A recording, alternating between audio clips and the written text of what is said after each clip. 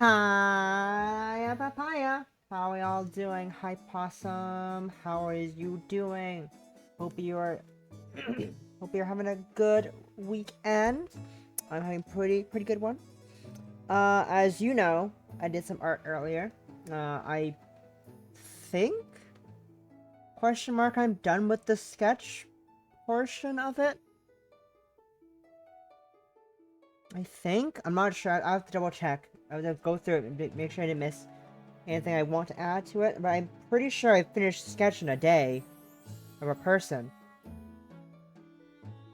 Don't judge me. Possum. Don't look at me like that. Don't look at me like that, Possum. Stop doing that. Stop looking like that. Don't look at me like that. But how are you? Earlier today, like I think of an hour or so-ish ago, it started snowing.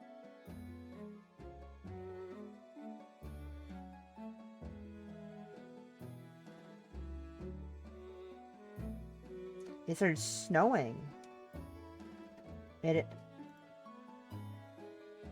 Excuse me. No, flower crown. Thank you. There we go. What did I put for plus by accident? Nothing. There you go. Yeah, it starts snowing. Nah. I've never actually done that specific type of it before. I've done I think two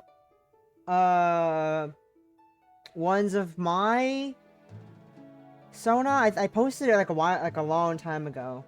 Like sometime last year. I probably say posted. I sent it in the Squeaker Discord like sometime last year. It's been a while. A while. And I did it. So oh, I was like, wait, sorry, is my skirt clipping through? No, it looked really weird because it's cropped perfectly like I thought the white skirt, the white underskirt was clipping through. I never noticed that actually. I've never noticed that because I've never stared at my character in this dress usually because I usually don't look at that. Also, it's a bit obscured on the actual VC face. I never looked at this. I just realized. Also, I feel weird. It's weird looking at myself without the flower crown on because like, you know, you don't usually see this part of the character of my head. You don't see the ears that clearly because I have a flower crown over my head. You can't see it. It's a bit bizarre. But it's December, so it's Christmas themed. We Christmas themed. But yeah. See, I did some art this morning. Might do some more this evening, depending on what happens. Which I've been like, thanks why.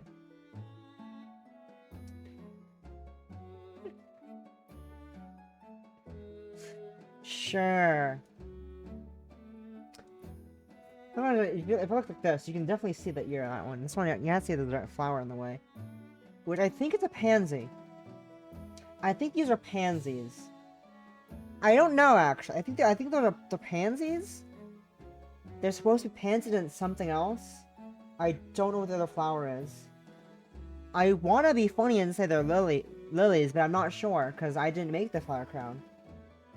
I just found it one day on a website. And I've used it. I've linked it in my about section down there. But anyways, yeah, these are 5. These have 5 petals. I don't know what they are. They feel I don't know any star-shaped flowers. So ignore the color. I don't know star-shaped flowers in general. I don't know any of those. Ignore the color. I just color them to fit my aesthetic. So they're not real flowers technically, but also they might be real flowers. Because I believe they are supposed to be. Actually, I don't remember.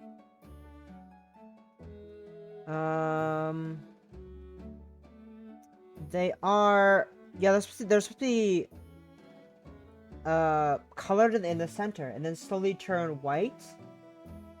And I definitely do think that these are the big ones, like pansies or something. The Person who made it does not say what kind of flower they are. Just their flower. It's a flower crown. If you go to the description, if you go to my 3D model information, you'll be able to see the actual link to the flower crown and see like what it's supposed to be.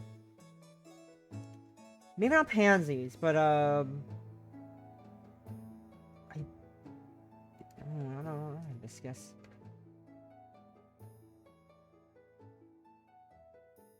No, yeah, definitely not hibiscus. Actually, maybe the big ones are hibiscuses? I think the big flowers are I don't know. Anyways, we're not here to talk about flower crown plants. We're not talking about gay lesbian maids who are British. Oh dear God. I don't remember what voice they give everyone. And I don't remember any voices ever. I think I remember the main characters, Lorina. Anyways. Last week... last week was last week. Yes, last week. Last week we, started Blackberry Honey by Ebihime. We, met Lorina. British lesbians. Met Lorina. She is a new-ish maid, the newest maid, I believe, maybe, to this household. And she is bullied by a lot of people in the house. The, young mistress. 2 of the other maids, I don't remember the names of. She has one friend, 1.5 friends, who are also maids. Names I don't remember. I know one is, Swiss. Loretta or something. No, not Lisetto. Or something. We'll get there eventually. And also, I know I've got the other friend's name, but also a very cute, older, parlor maid named TaoHua, who, you know, Lorina's very down bad for her. Oh yeah, and we're about to head to church. We're to go to the Lord's house because TaoHua said she would help us, cover it for us, cleaning the parlor. I don't know what room it is. You know. I really wish I could do facial expressions properly with this model. I can't. I don't really care that much. Maybe someday I'll get a proper 3D model, but for now this is good for now. I don't know. I don't even use 3D very often, so I don't think it's worth buying my 3D model just to use it once a week for lesbian games. You know. Anyways, it's April 17th, not April 13th. Sweet devil. If only it was 4 days earlier.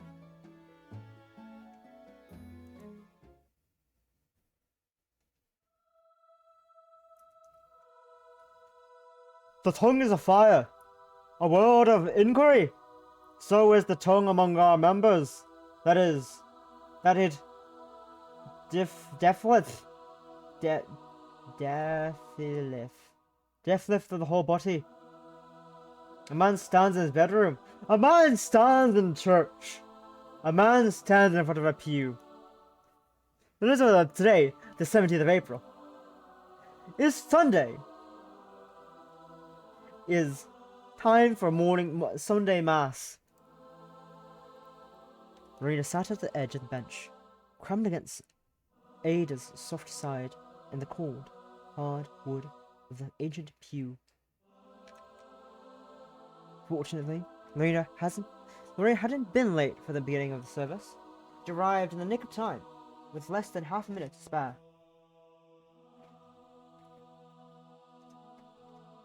Reverend Mana, had given Lorina a long, disapproving look as she scuttled to her rightful place.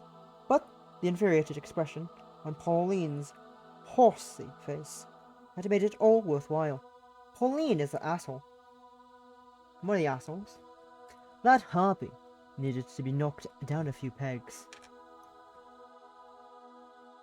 Reverend Mana's words never felt more apt. The human tongue, if used with malice intent, really could scorch more than any naked flame. Ayo, naked, scorch in flames. What?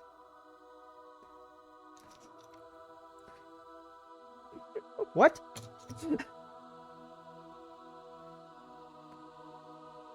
The tongue can no man. That was correct. The tongue can no man tame. It is an unruly evil, full of deadly poison.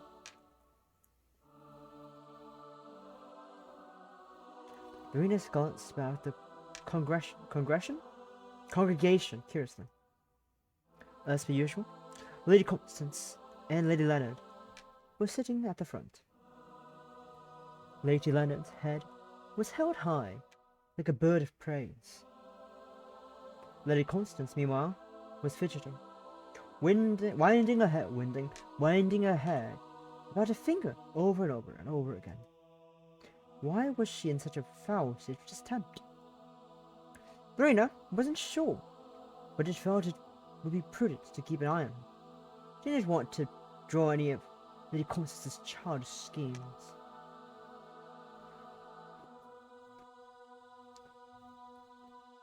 Thou with blessed be God, but even Father, the through with curse we men, which are made after the similitude of God. What the fuck does any of that mean? What the fuck does any of that mean? I haven't the foggiest idea. What the fuck? Worrying though it was. The only one Lorina felt she could rely on, as of late, was TaoHua. This didn't mean, of course, that she and TaoHua were friends. They were nowhere near. There were more. Though TaoHua had helped her earlier, Lorina doubted it was because the old maid liked her. She'd simply done it because it amused her. Copium. She's on copium. Hi! Hello!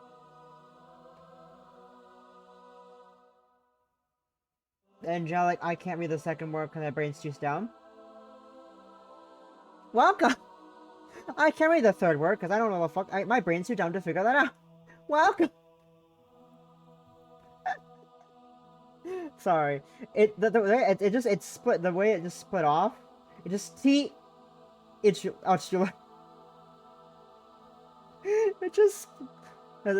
just splits off randomly just with the T at the end, at the start, and just the second part just yes, just went T. Teller.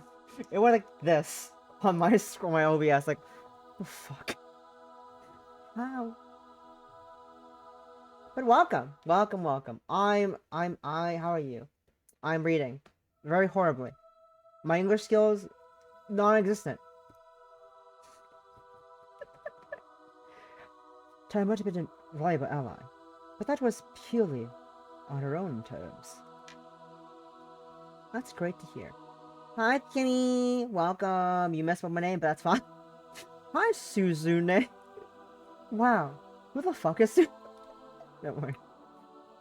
Yeah, me too. Hi. How are yo doing? Welcome back. We're being gay? As usual. Nothing unusual. Very normal things. It's a flower compound. What the fuck is this flower compound? Give me a second. I apparently... Oh! Backslash. I forgot. I forgot / was apparently the flower crown button I originally assigned, but I didn't check to press it.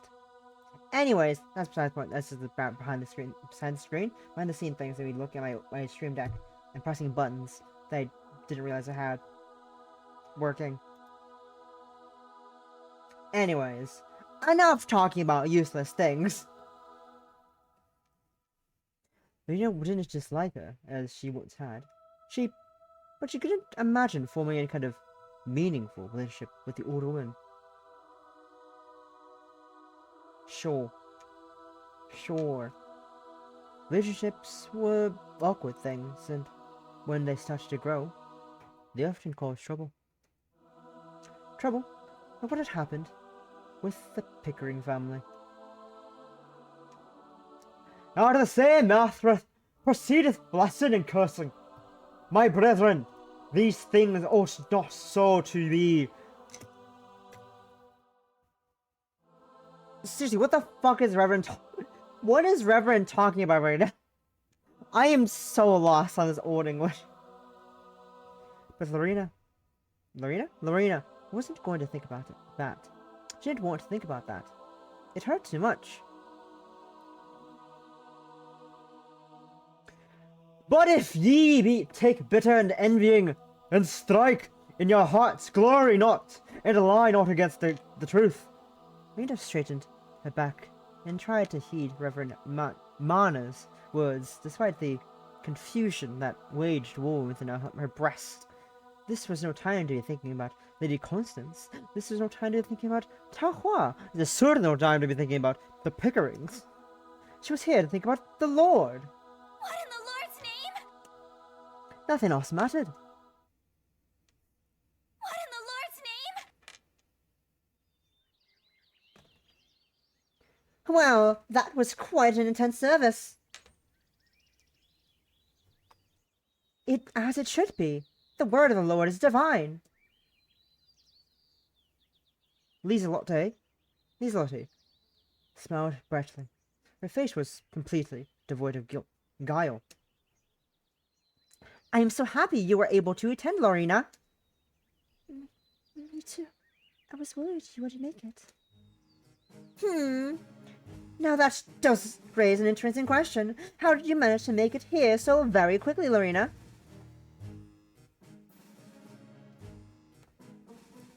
I don't know. Maybe it was a miracle. Are you sure you polished the fireplace properly, Lorina? I do my best. Your best, is it? Your best? Like you did your best to try to seduce the Hartwell son during your previous place of employ. But Pauline was unable to complete her sentence. That moment, rather haughty voice, quite cut across her. Sorry, but can you chatter amongst yourselves elsewhere? You're in my way. But the voice didn't sound very sorry at all. It belonged to the young girl, with honey blonde hair, quite similar to Lady Constance. The skin was pale, her cheeks were soft pink, and she wore one of the most luxurious dresses Lorina has ever seen. It was clear, by a single look, that her dress must have cost more than a pretty penny. It cost 3 pretty pennies. This girl was no mere pauper. She came from a wealthy family. Not as wealthy as the Leonards, of course, but wealthy enough. Wealthy enough to afford airs and graces. Doubtless, and that was why Pauline's face burned bright red. Cowed, she sat backwards, dropping into a low curtsy before her society better. A social better. It's you again. I apologize. Do you forgive me? I suppose I can spare you this once. The girl narrowed her eyes. She glanced at the row of assembled maids with disinterest before pausing. Her eyes met Lorina's. You. Yes? I know you. Excuse me? I recognize your face. Plain though it is, I wonder. Now that the girl said it, Lorina discovered that she did know her. Though No might have been too familiar a word. She had bumped into her a few weeks ago, and her sister too. She was surprised the girl had bothered to remember her face. She was, after all, only a maid. But a simple maid, 3 whole pennies, a noble sum, incredible, unthinkable, inconceivable, one might say. Lynn too seemed confused by this turn of events, because she said, "I beg your pardon, ma'am, but you must be mistaken. You wouldn't possibly know about our Lorina." "That's right, that's right. She's nothing more than a maid, a draught one. A draw, really. A drudge, really. Drudge? Drudge. You have no reason to converse with her." "Oh?" The blonde girl drew herself up to a full height, which admittedly was not very high, and surveyed Paulina and Isabel with narrowed eyes. "Are you trying to tell me who I cannot converse with? You? You?" Her lips curved. "As if you could possibly have any sway over me and my decisions." Of course not. I wanted me to offend, but you did. The damage is done. Maybe I'll tell Lady Leonard about this." "Oh, no. You mean to insult you? Then get out of my sight." "Certainly." "Lorina, let's go." "Leave the girl. I want to speak with her." "You... Are you sure?" "Quite sure. Do I need to repeat myself, or have you taken leave of your senses?" The girl uttered. The girl tutted. For goodness sake! It must be harder for decent maids nowadays if even Bly can... If not even Bly can manage it. I feel sorry for Lady Leonard. I feel sorry for us. Yeah, we parted as if we were in your way. Yes, we're going now. I'm awfully sorry." And the group of maids departed, leaving Lorina behind. Lena, unsure what was going on, but vaguely aware that she should be appreciative of the girl's intervention, looked at her savior awkwardly. Thank you? Oh, are you still here?" The girl snorted. But I didn't mean to just actually snort when she did that. "You don't need to thank me. It's meaningless." "Then, if I may be so bold as to ask, why did you help me?" It wasn't for my sake, you understand. It was merely doing you a favor. I was merely doing her a favor." "Her?" "Yes, indeed. TaoHua told me if I saw you, I should look out for you. Not that I particularly want to. You must be old enough to look after yourself." That's cute. Also, what? Also, what? Huh? What?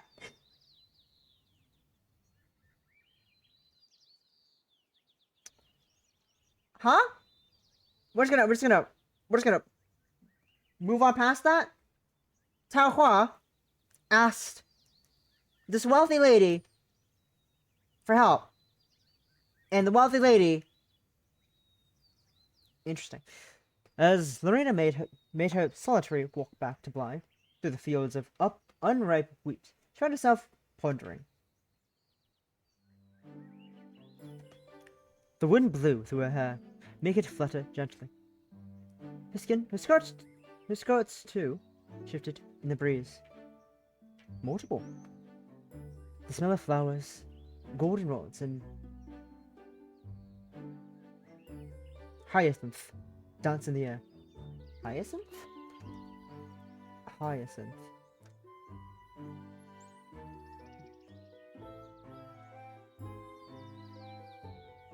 I know what the plant looks like. I wonder how do you say it? Just double checking. Hyacinth sounds about right. Yep. Hyacinth. Or hyacinth? Yeah, hyacinth. I know this word. because of Animal Crossing.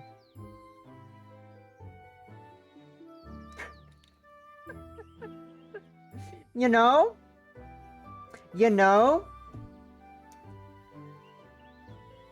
Roleplay's fun.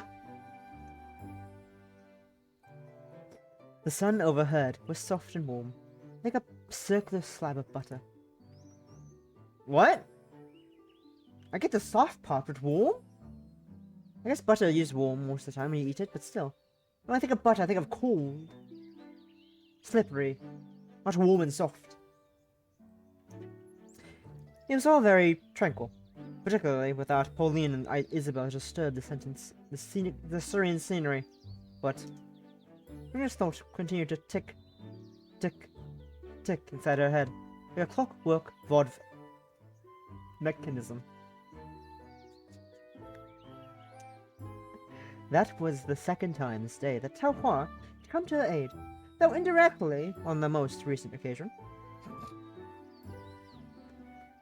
Just how much did Lorina owe the old lady, old woman, and how could she ever hope to repay her? Lorina had nothing to offer the old woman. She had precious few clothes, save the ones that on her back, and she sent all her earnings back to her mother in Liverpool.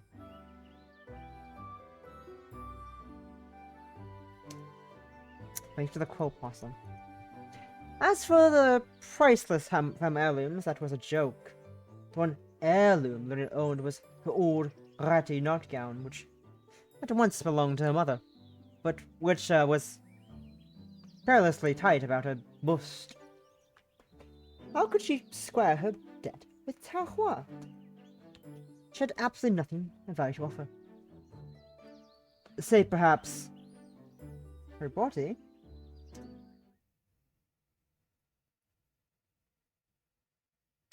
If TaoHua had come to Lorina's aid twice that day, she was unable to do that night.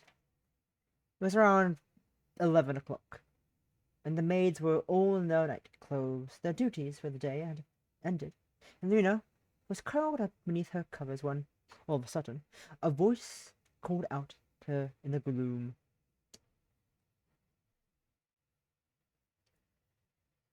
Lorina, can I have a quick word? But knowing Pauline, it wouldn't be quick at all. It would remain silent. Maybe she was silent. Pauline would think she was asleep. But it wasn't to be. Excuse me, Lorina. Are you deaf? She would remain silent if she was silent. Pauline couldn't. Ow! Lorina whimpered. All of a sudden, a sharp burst of pain struck through her right earlobe. Lorina was pinching her ear between her thumb and forefinger. Her fingernails dug into Lorina's flesh. It hurt. Wake up, sleepyhead! Rise and shine! I am up. I'm up. Just stop that, will you?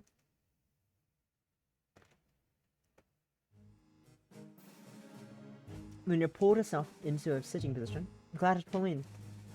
The glare wasn't as powerful as she had hoped.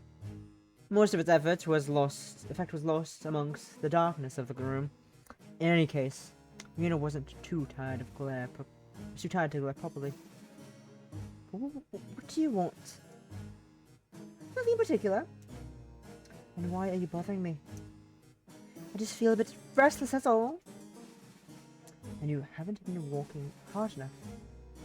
Lorina herself was so tired she could have fallen asleep standing up. Even now, with the residual pain about her earlobe, she could feel herself slipping softly into the world of dreams. Maybe you have a point. But the unpleasant smirk on Pauline's face kept Lorina's attention. I was supposed to bolt all the windows and draw the curtains in the ground hallway, but silly me, I quite forgot. You've been rather forgetful today.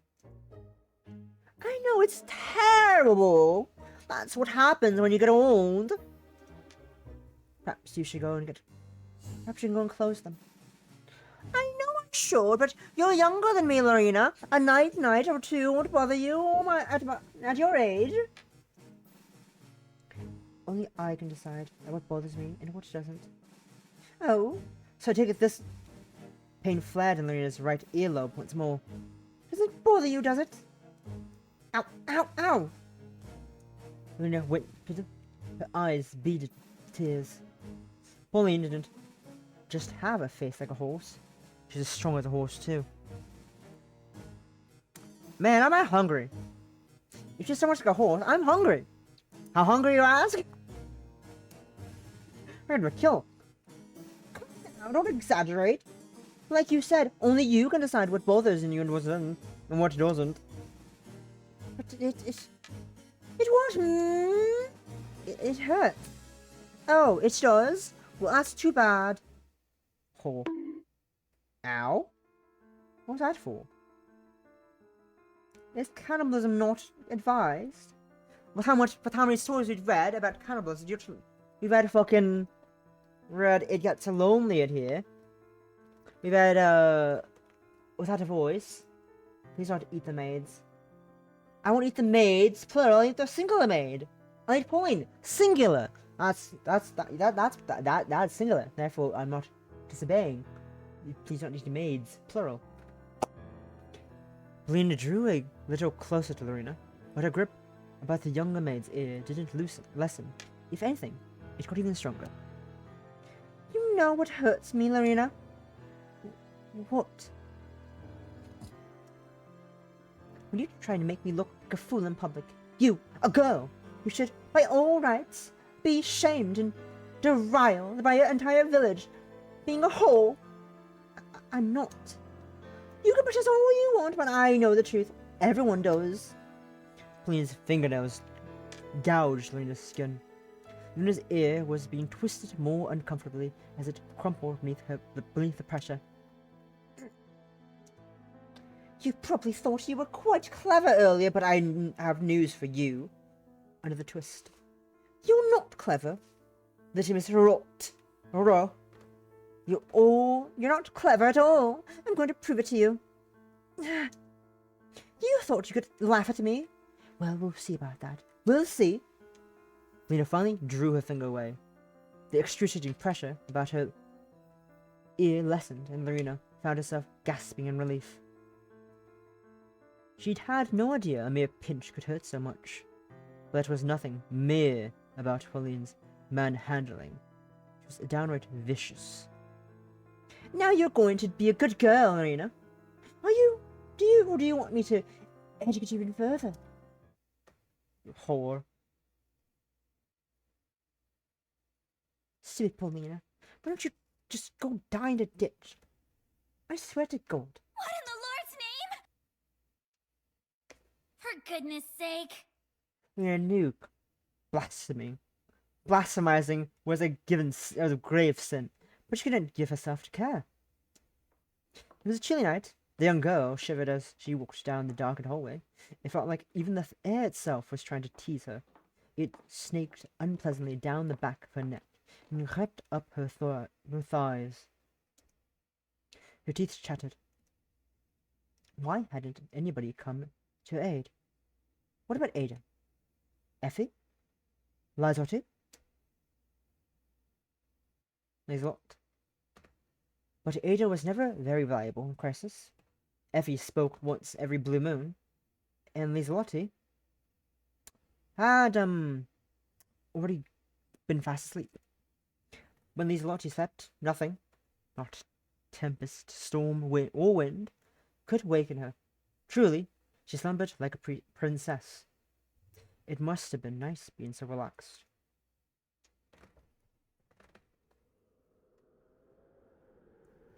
Rita glanced out the windows at the rose garden.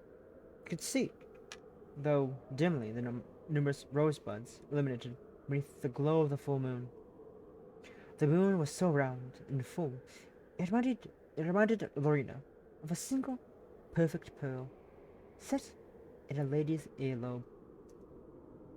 Or else, perhaps, a crystal ball. It looked just as it had on that very fateful night when Lorina had arrived at Bly's gates. What would have happened, she pondered, if she hadn't taken her bag with a dented corner and gone elsewhere. But that was nothing more than baseless fancy. She would never know. It was the path Lorina had chosen. She could just turn back now, no matter how infested with thorns or nettled it was. She had to keep going. That was what her mother would have told her. That was what her mother had told her in her last letter. Just do your best. That's all anyone can ask. Lorina's mother had always been a sensible woman. For that, Lorina was thankful.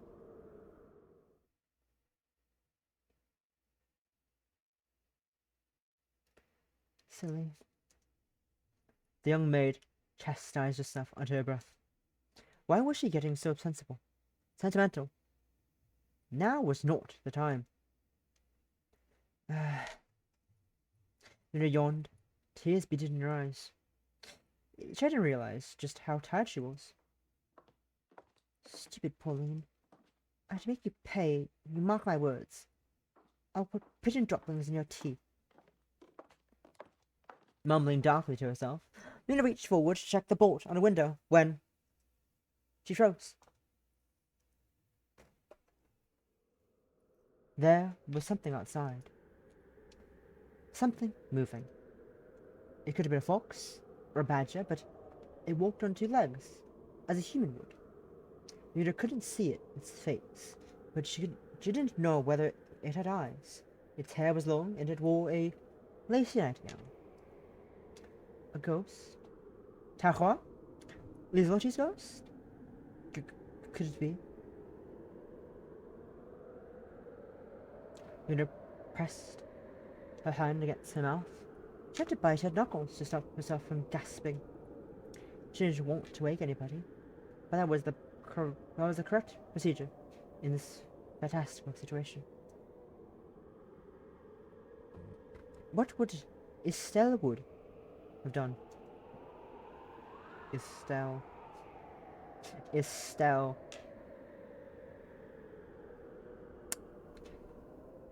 Was there anything written in the practical housemaiding guide about fending off phantoms? Surely there must have been. It seemed inconceivable that there wasn't. The guide, Miss Smith's pride and joy, was over 500 pages in size, and included, amongst other things, tips on how to humanely dispose of slugs, how to dust a candelabra, and how to lay a table correctly if, horror horrors, there was no soup spoons available. When Lorina didn't know Estelle Wood's practical housekeeping guide back to front, inside and out, like Miss Smith did. What was she going to do? The moon outside shone upon the haunting figures, so it glowed. Upon closer inspection, Lorina realized she was a young girl with pale hair, pale skin too, no more than a child. Now that, what business did a child have amongst the rose gardens of blind middle of the night? It had to be a ghost, a spirit, an apparition. There was no other explanation. At least, that was what the anxious, pain-stricken part of Lorina's mind said.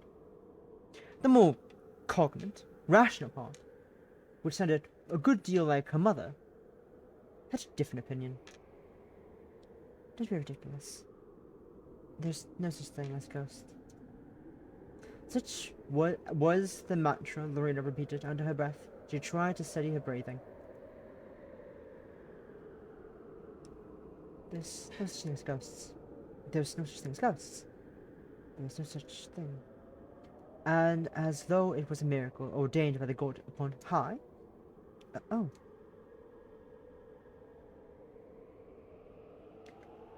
At that exact moment, the figure in the rose garden saw fit to turn about.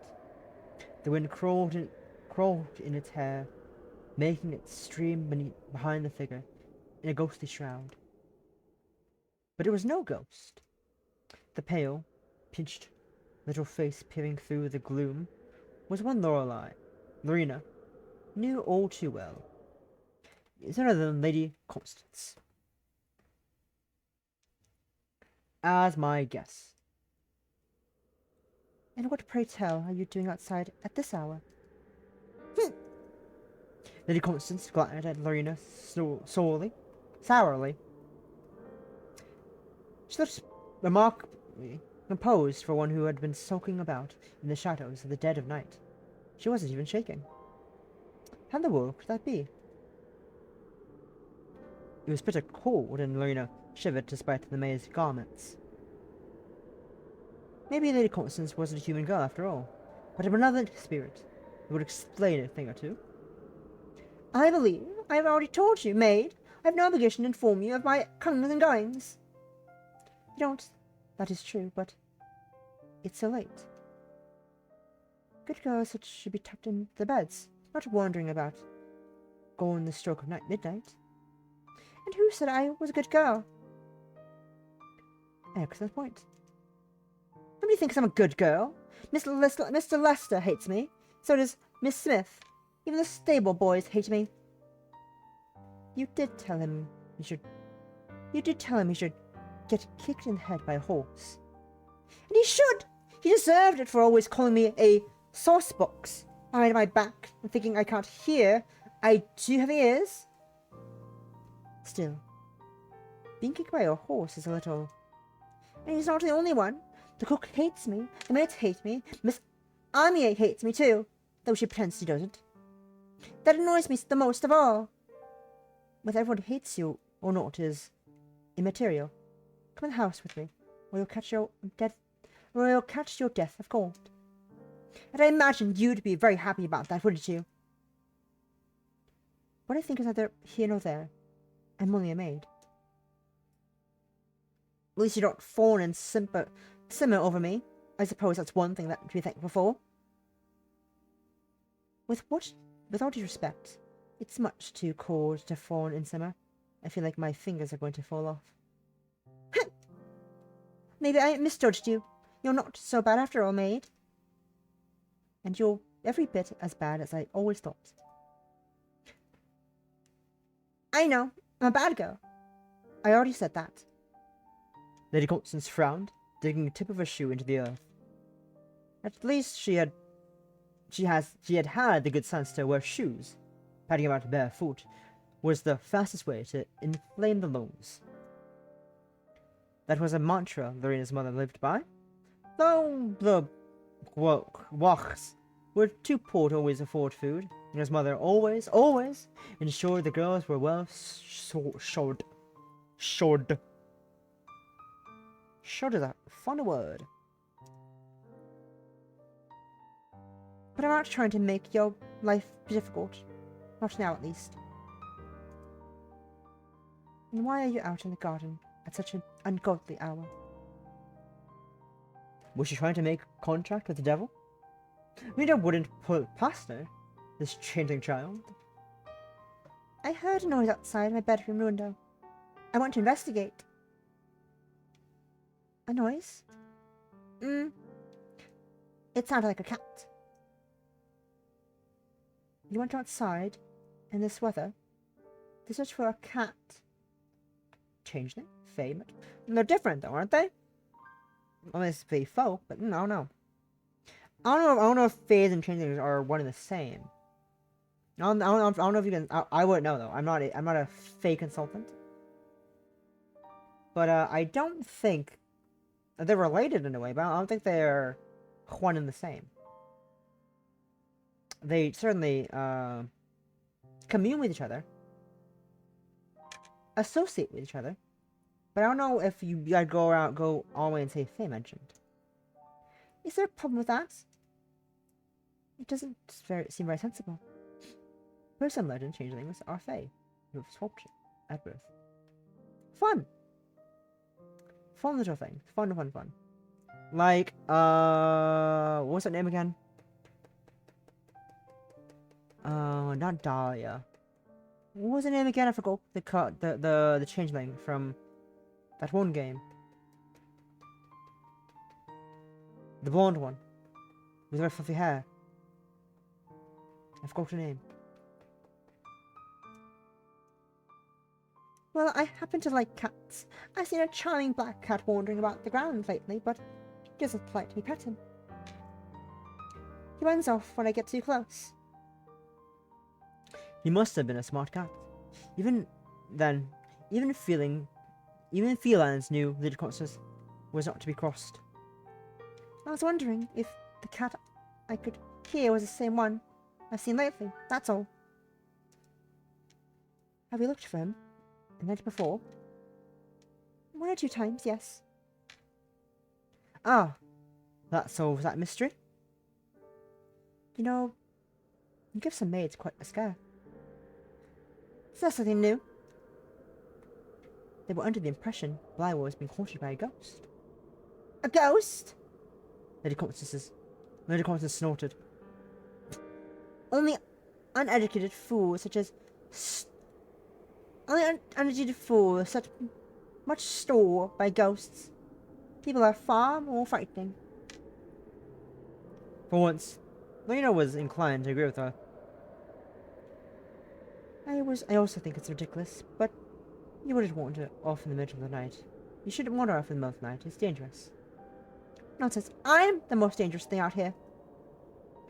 That was a fair point. Lady didn't feel like pressing the subject. She had no business scolding Lady Constance. She was not, after all, her mother. Right. Let's go inside. But the cat! The cat can wait. Lady Constance didn't look particularly happy about this, but she didn't protest. Maybe the cold wind had chilled her more than she was letting on.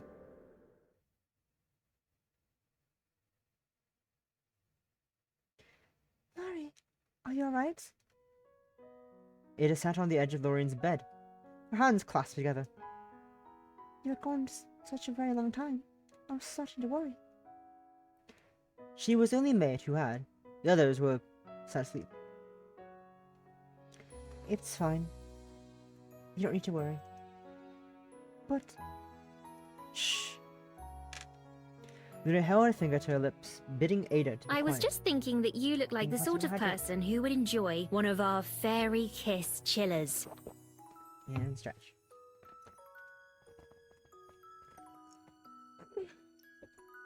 Bidding Ada to be quiet. Her impassioned dialogue was enough to make Liselotte stir, shifting in her bed. Andermatt, my beloved home. And then she fell silent once more.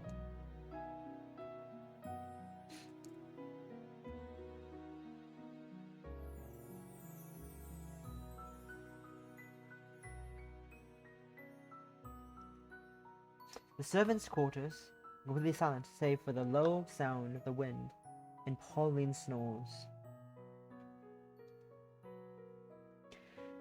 So, after pushing her unfinished work into Lorina's, she's fallen asleep. What a charlatan. Lorina changed as quietly as she could and took a seat by Ada's side.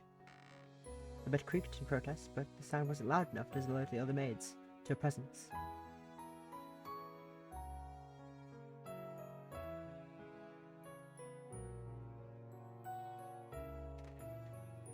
You don't just stay awake for me, you know.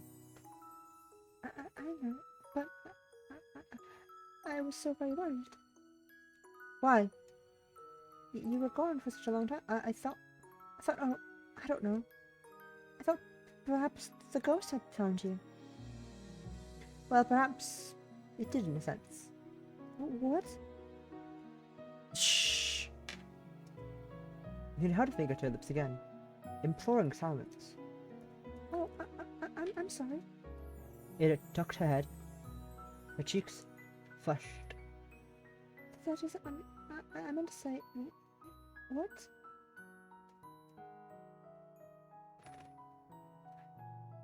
The creak in my bed strings are alerting the guards. Colonel, I'm sneaking around, but my bed's too old, and the creak of my bed springs are alerting the guards. Luna had never heard somebody have a mental breakdown quite as quietly as before. She hadn't thought such a thing was possible, but Ada was proving her wrong. This night was indeed a night of surprises. I've had a ghost, Ada. Magic ghost eater. If you could call it that. Upon reflection, it might have been even more dangerous than a phantom. It had pressed a hand against her mouth. Her eyes were big and round. It wasn't a demon, was it? Some would label her as such, but I prefer to call her Lady Constance. Lady Constance? The one and only. But what was Lady Constance doing outside? Searching for her manners, perhaps. I hope she found them. I won't count on it. But the encounter earlier sparked a fair amount of interest in Lorina's generous breast. Maybe there was more to Lady Constance than met the eye.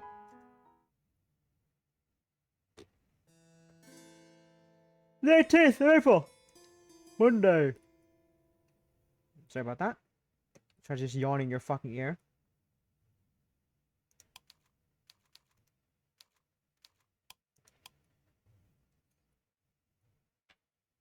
But this hypothesis was put to the test more forcefully the following day. Get out of my sight, you ingrate. I don't even want to look at you. But Lady Constance? Enough! Get out, get out, get out! Go away! What in the world? Though the voices were muffled behind the closed doors, Lorina could pick out each and every word with ease.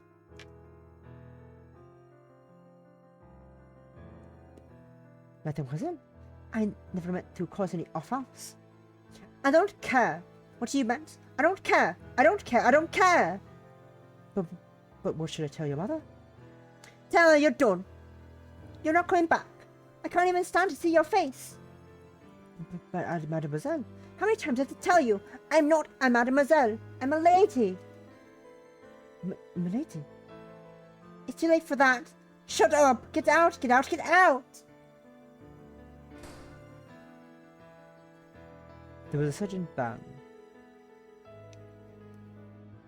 Miss Armier exited the drawing room, her bright red hair curling free from its restrictive bun. Her eyes were wide, almost wild, and her face was so pale she looked as though she had seen a ghost. In a way, she had. She had experienced a close encounter with the feared ghost of Bly, renowned for striking raw, icy terror in hearts of all. Mademoiselle, please! Shut up! But... Are you stupid? Do you have your ears at work? I told you to leave. I apologize. It's too late for that. It's much too late for that. Get out of my sight before I throw something at you. I hate you! Yes. I will take my leave now. And don't come back! Miss Armier all but fled down the hallway. She stumbled more than once. Lorina instantly reached forth to help her. The poor one looked like she could use some help. Oh, Lorina? Lorina, ma chérie? I apologize that you had to see such a shameful sight of my character. Je suis désolé. You don't need to apologize. Mira frowned. She wasn't sure what to say. Je suis désolé? There was something she could say. What happened? Mademoiselle, oh, she was in such a foul mood this morning. She refused to pick up a quill. She yawned whenever I spoke to her. She even turned her nose up in that piano. But I thought, sorry, Lady Constance liked the piano. She does. She is remarkably good at it. But today, no. Estaba as a mule. Wasn't she always stubborn? Indeed, she is, but it was worse today. I did not know what happened, but after I tried for the dozenth time to coax her into doing some work, her work, she exploded. Exactement? I see. Lorina saw only too well. Anyway, forgive me, Lorina. I don't want to disturb your work. You aren't disturbing me. I was one who asked. Oui, oui. Miss Amier nodded and looked distracted. Lorina didn't blame her. I would say until we meet again, but I fear this will be the last time I work with the young Mademoiselle. Even if Mademoiselle Lénard does not fire me. Fire me? I... Miss Amier's words faltered. She did not. She bit her lower lip. I cannot work with such a child any longer. She's only 12 years old, but she frightens. Oh, but the poor Mademoiselle, to lose yet another governess. The change must be hard on her, undoubtedly, but if only she could learn to control her temper. Miss Amier straightened herself, brushing a few strands of her red hair behind her ear. Au revoir. Au revoir. Au revoir, Lorina. It was a pleasure. Goodbye, Miss Amier. Likewise. It was a small curtsy. The governess walked down the corridor and out of Lorina's life for good.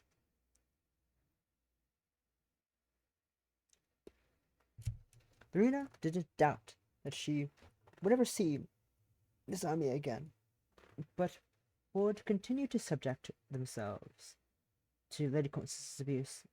But who would dare desert herself Lady Constance's abuse if they had a choice? It was unthinkable. So Lorina didn't think about it. But what of Lady Constance?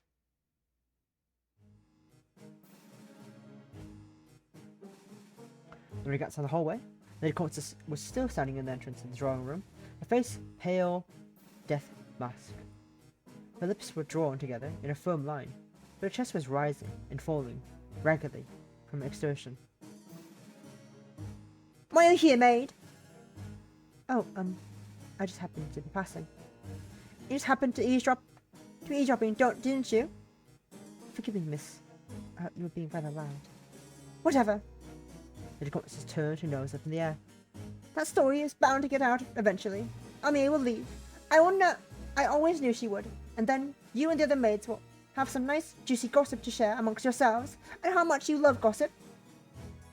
Lady Constance's tone was so pointed to Lorina, who was found herself feeling guilty. Almost. She had nothing to feel guilty about, after all. She wasn't the one who had nearly reduced Miss Amier, sweet, innocent Miss Amier, who had sympathized with Lady Constance and offered Lorina biscuits to tears. You know, you really shouldn't behave like that. Oh? Lady Constance's eyes flashed dangerously, with her hands clenched into fists. What was that, maid? I said you shouldn't behave like that. It's improper. And what gives you the right to lecture me? It is a matter of right. All I know is I was raised to respect my elders. You must be a lady. Lorina spat the word out with no small amount of malice. But the fact remains that you are still a child. You have no reason to speak to this army like that. None at all. I see. So you think it's my fault? I can't see who else to blame. You were the one shrieking like a banshee. Oh, of course. That's so typical. You don't ask for my side of the story, but you already started assigning blame. Lady Constance, don't call me that. I know you don't mean it. You don't respect me. You... Lady Constance stabbed her finger in Lorina's direction. Her blonde hair fluttered from her shoulders with a shroud, like a shroud. None of you respect me. Not the cook, not the maids, not the governess. How was Miss Amier disrespecting you? She's always treating me like with disrespect. She tries to act nice, as though she's my friend. Are you all right, mademoiselle? Is everything the matter? But she has no intention of interest in getting to know me. She just wants her wages at the end of the day, all like anybody else. They're all Disgusting! Every single one of you! I thought you might not be so bad, but... Lady Constance shook her head. You still take her side. You believe her word over mine, even though I'm a lady. Well, I'm sick of it. I'm sick of all of you. Just disappear! And with that, Lady Constance drew back her right hand and smacked her palm against a vase resting on a nearby pedestal. Not just any vase. An expensive vase. All the decorations in Leonard's household were expensive. Almost tastelessly so, as Lorina had cause to ponder on more than one occasion. This vase, however, was worth more than most. It was one of Lady Leonard's personal favourites, and depicted a love affair of Cupid and Psyche. And all Lorina could do was stare. Slowly, very slowly, as if time had come to a crawl, the vase fell through the air and shattered against the carpet. It shattered into dozens, hundreds, thousands of pieces. More. It was impossible to count. The mere thought of trying made Lorina feel dizzy. She had never been very good at mathematics. Neither was she good at rating in her own emotions, which treated were threatening to explode. You... She turned to Lady Constance, her eyebrows narrowed. Of course you do something like that. How could you do something like that? I don't know. What are you talking about? The vase. Oh yes, the vase. One of Mother's favourites. A gift Father brought back home from Italy. Lady Constance ran her hand through her hair, casually, let her care in the world. The same hand Lorina noted she had used to push the vase off its plinth, and into its early grave. Not that ceramics at graveyards.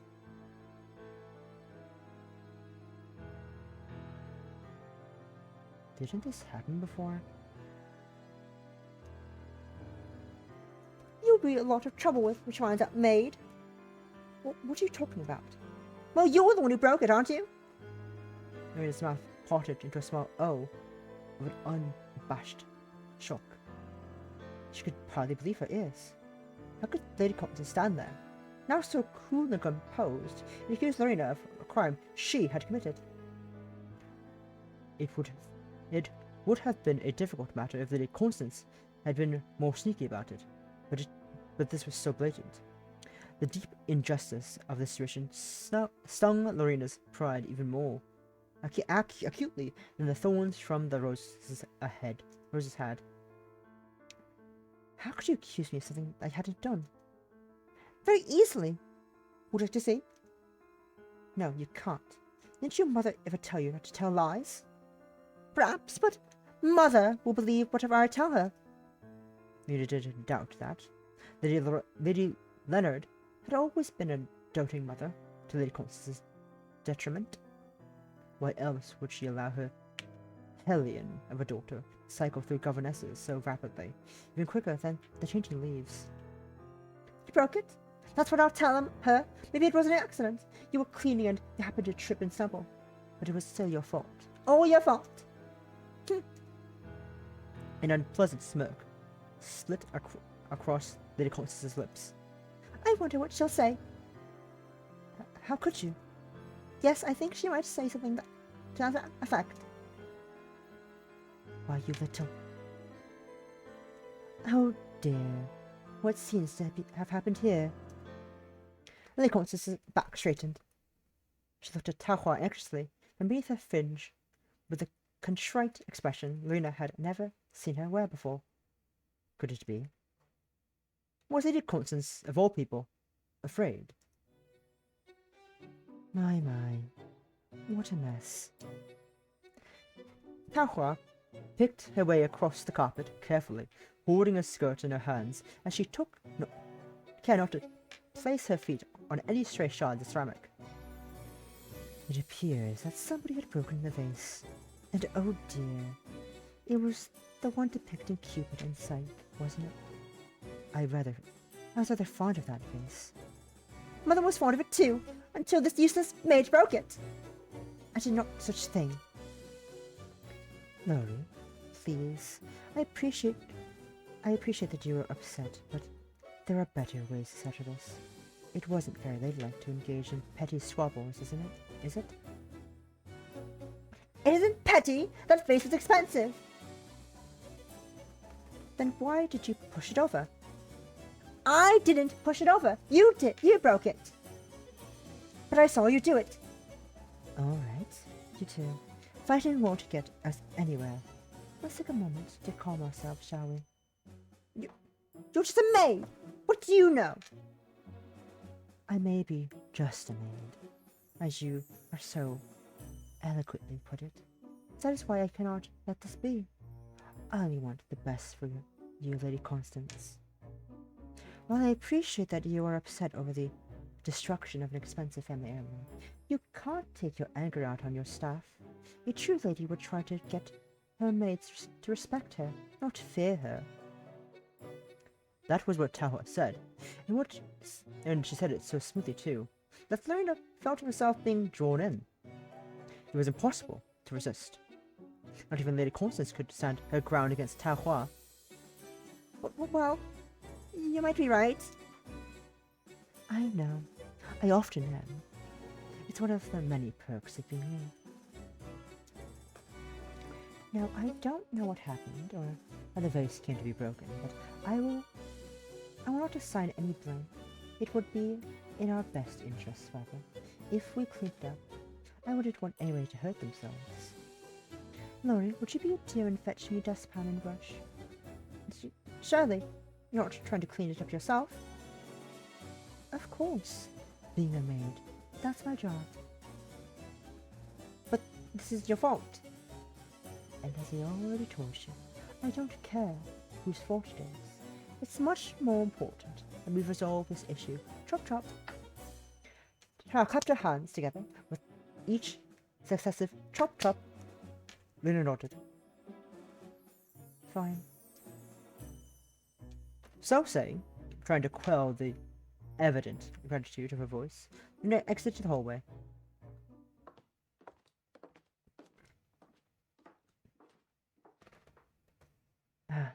Thank you, my little Lori. Don't mention it. TaoHua pondered, examining the broken vase critically. Even if I sweep the evidence, I won't be able to hide this from Lady Leonard.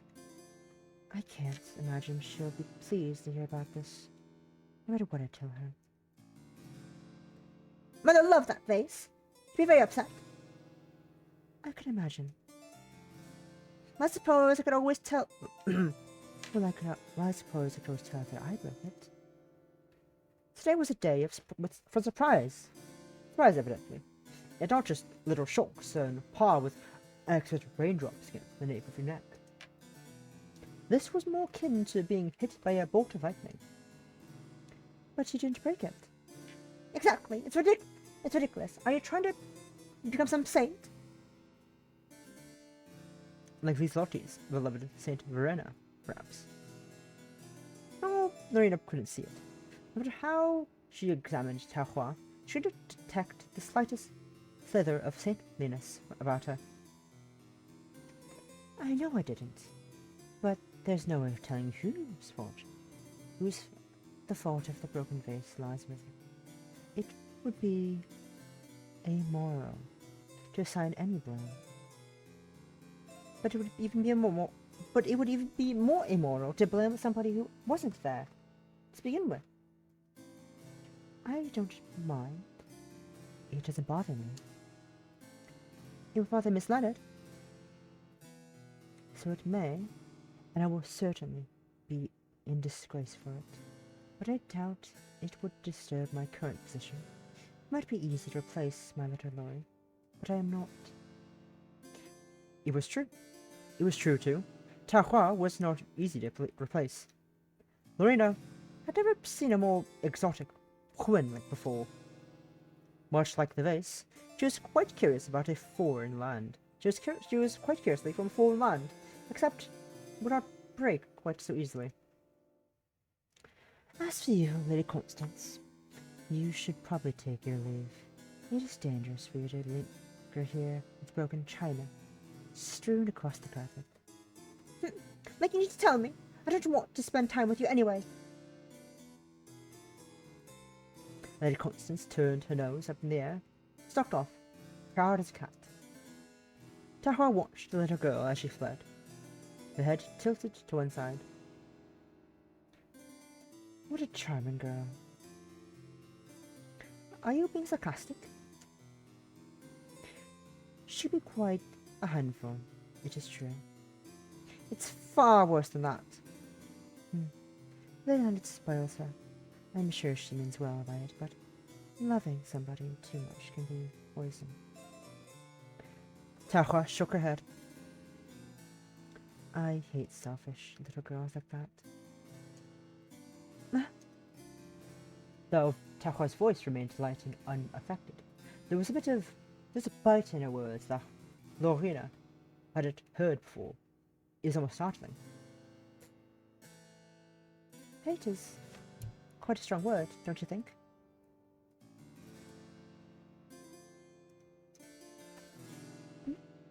Are you lecturing me, Laurie?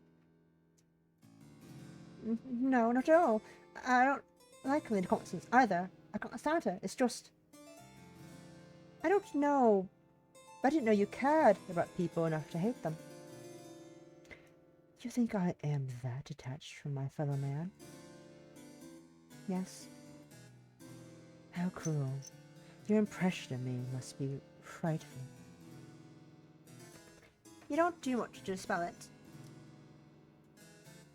And after I did such a favor to you, I could have walked on by and it would have made no difference to me. Why did you help me? I didn't ask for it. I suppose I stepped in because I disliked the way Lady Constance carries on. I wanted to teach her a lesson. Somebody has to, if her mother won't. Oh, I see. Lorina sighed, deflated, though she didn't know why. What had been so hopeful? What she'd been hoping for anyway. Toe's response made perfect sense. It would have been odder if her actions had been inspired by any sort of motivation, surely. And yet, this was not the first time TaoHua has come to her aid. There was the thorn, then the fireplace, and now the vase. Was there a deeper meaning behind it? Or had TaoHua simply been stricken with a sudden fit of whimsy? Maybe she had merely been trying to teach Lady Constance a lesson. Lorina herself often wanted to dispute Lady Constance, but she knew she wouldn't be able to get very far. I don't know why she listens to you. She listens to me. Because you, my little Lori, are not particularly frightening. And you are? Oh, I'm dreadful. TaoHua curled her fingers into claws and Lorina laughed. She couldn't help herself. You're so silly. But I still made you smile. I would consider that a success. I just wonder, how are you able to make Lady Constance act so obediently? I suppose I have more practice. I've known her since she was even smaller than a bag of flour. I think she would bully me all the same if I had known her as long as you. I think that's a fair assessment. You are quite fun to tease. What? TaoHua smiled and tugged at the end of Lorina's ponytail. Nothing. Pay it no mind. Get your hands off me, then. And that is precisely your problem. What? You get so flustered. If you want people to obey you, you shouldn't cower, or stammer, or shy away. But neither should you make your anger too apparent. Anger only breeds more anger. I can't stand being angry. Lady Constance is so cruel. But not just the face. What she did to Miss Amier. I know. We have a good many things to be angry about, but it will get us nowhere. You said you hated Lady Constance. I do. But I don't let her know that. Not too openly. It's better to treat others with arch disdain, but not abject revulsion. Keep them guessing. Then they won't know how to respond. That sounds awfully manipulative. All humans' interactions are more about manipulation, my little Lori. I wonder. Well, I don't think I could pull it off. I got too worked up. I know. You're not very good at keeping your cool, but it's not a trait I dislike. You'll make your life more difficult, but mine infinitely more entertaining. Wait, what do you mean entertaining? TaoHua smiled, sardonically, and ruffled the top of Lorina's head. You will have to solve that problem on your own.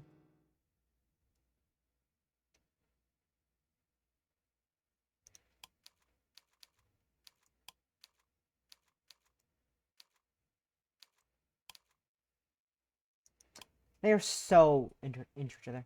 They are so into each other. Anyways, I gotta go be right back real quick. I'm gonna go do a quick dehydrate, and I'll be back with some more lesbian gay maids.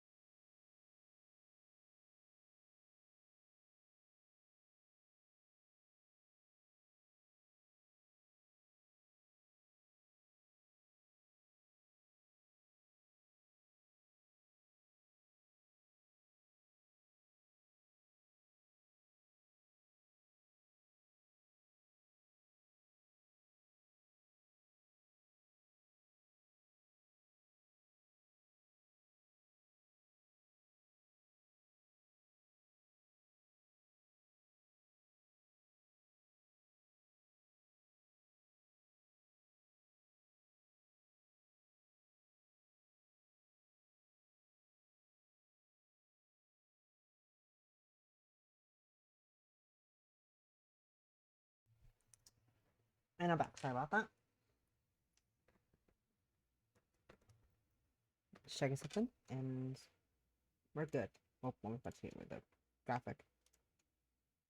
We're good. Luna was tempted to write a letter.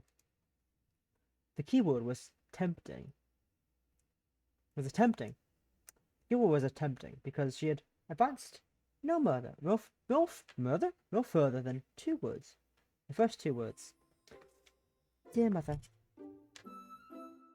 It was a start, supposed. What came next? What could she say? She wanted to write about TaoHua, but the words weren't coming. The words wouldn't come. She had no words to describe her. Come on, Lorina. She castigated herself. Think. But she couldn't think. And thinking became all the harder when Pauline was a bitch. Lorina! Did you hear? Luna jumped. Round blot of black ink fell from the end of her quill, landing on her writing paper. She glanced at the paper, which was now ruined, then back up at Lieselotte. Down to the paper, then back up to Lieselotte. Well, so much for that. Lorina flicked her tongue against the roof of her mouth. Then with a small sigh, she could put the now useless piece of paper up in her right hand and tossed it to one side. She didn't see where it landed, neither did she care. Writing paper was expensive, yes. It paid Lorina to waste money, but what could she do? She could hardly scrape the stray ink off the page and start again. The damage was already done. Oh, I apologize. I'm not in your way, am I? No, don't worry. It's alright.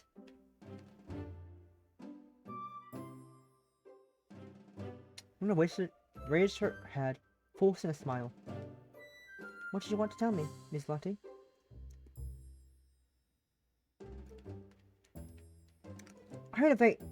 I heard a very interesting rumor.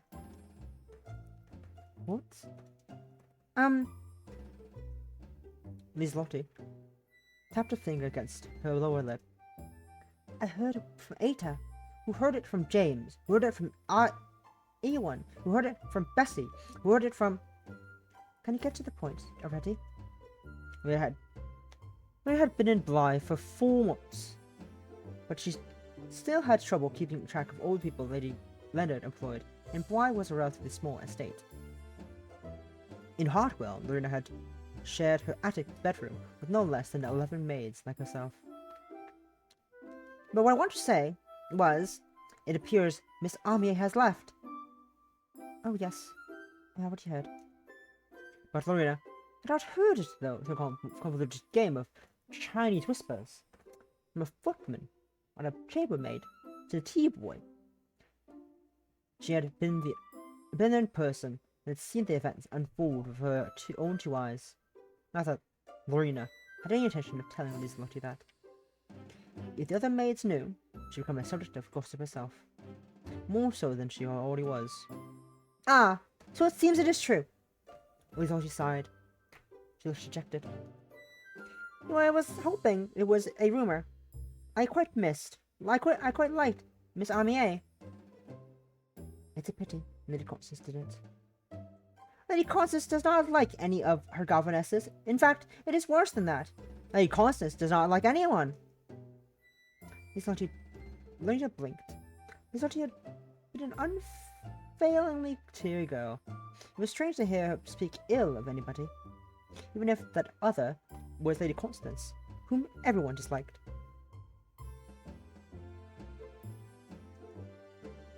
Even the footman, the chambermaids, and the tea boy. Did you have a run-in with Miss Constance today? Indeed, she tripped me as I was walking down a hall and bumped my head. She did not even apologize. Lieselotte's lower lip trembled.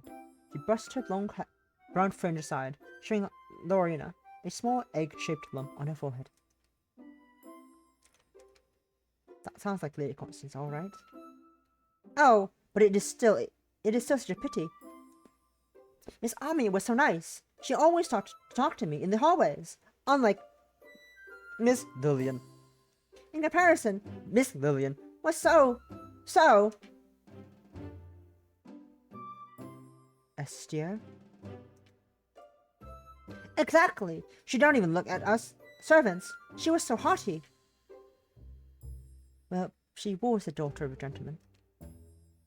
Yes, but she had such airs and graces when she was a servant like us. Miss Amier was nothing like that. That's probably why she didn't last. Indeed, Miss Lady Constance can be a very frightful. I would be afraid for my life if I had to wait on her every other day. Isolde smoothed her fringe down, hiding the ugly bump on her forehead, and let her arm fall to her side. But oh, it's such a pity. Miss Amier did not deserve to go. Indeed, it is a pity. My voice cracked there a lot. Lorina's shoulders shut tensed. Pauline. Hello, Lorina, Lottie. Pauline entered the servants' quarters, closing the door behind her, with a thud far louder than necessary, and gave the pair of girls an amused grin. I see you're gossiping about Miss Armier's untimely departure. Miss Lottie, who was incapable of seeing the bad in anyone, except, it appeared, this Lady Constance, nodded eagerly. Oh, that is right. It is unfair. I feel bad for the poor lady. My heart bleeds. Like the hell it did. But I am sure Lady Leonard will find a replacement soon enough. She always does, despite Lady Constance's reputation. There are few women desperate to make money out there who will do anything for good coins. Pauline shot a sidelong look at Lorina. Her lips curled into a thin smile. Isn't that right, Lorina? Oh, but it is quite heartbreaking, wouldn't you? Why would such an honest, hard-working woman like Miss Armier be driven away from her place of employment? Lorina turned her head. She knew what was coming next. When a girl of ill repute such as yourself is still allowed to work here. Ugh. The 24th of April. Sunday. Church day. Church time. Blessed are the poor in soul, for there is the kingdom of heaven. That would indeed be nice if it's true. Excuse me. Much of the last week, Lorina had been having some serious doubts.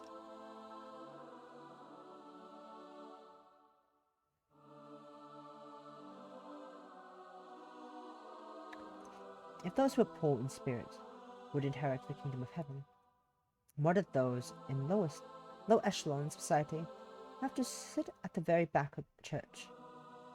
If TaoHua were here, Lorina was sure she would have snorted at the hypocrisy of it all. Why was she pondering the hypocrisy in the Bible, of all things?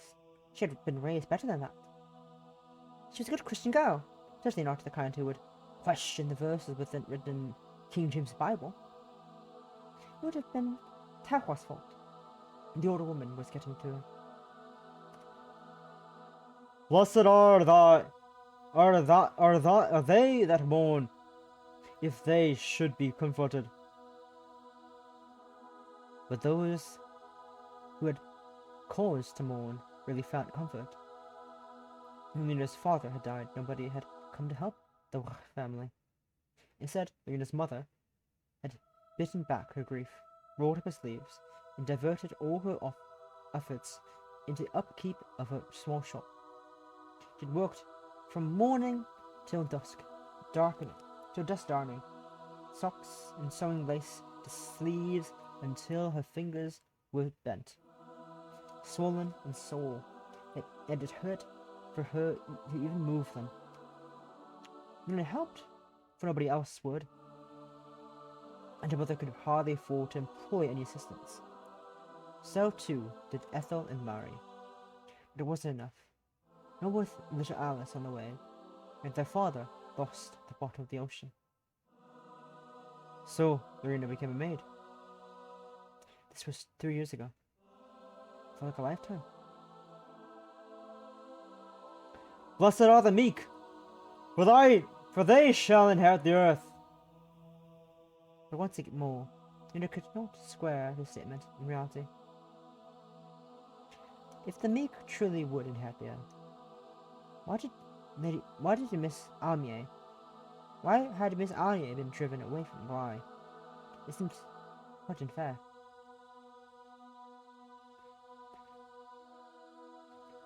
Blessed are ye, when men shall revile you, and persecute you. You shall say all manner of evil against you fought for that sake.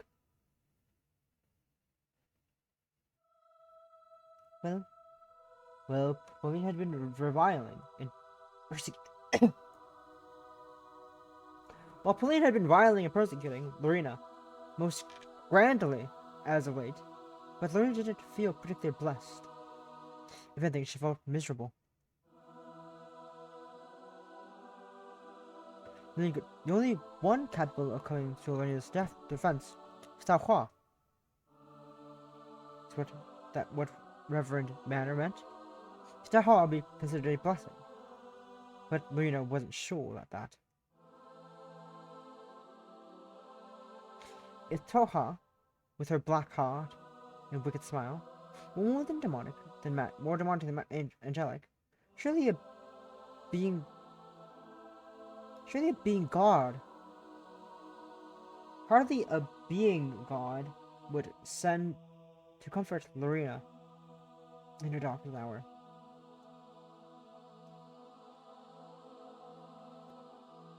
Rejoice, cynics, and be exceeded glad, for the great is your reward in heaven.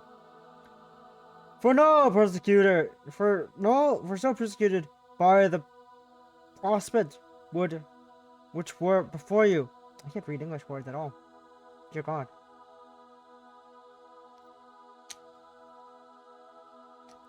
Maybe this Lottie did have some cause to be glad after all. She had TaoHua, and perhaps TaoHua was enough.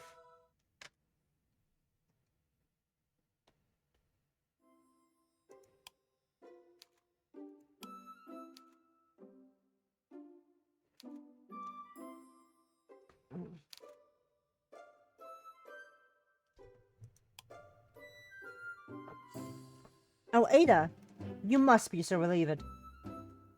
But why? Did you not hear that what Marner said? Marner said.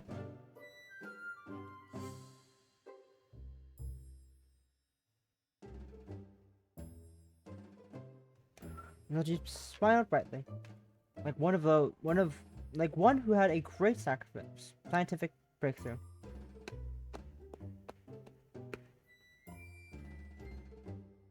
Louis Lottie, the characters of that happening, the chance of that happening, was slim to none.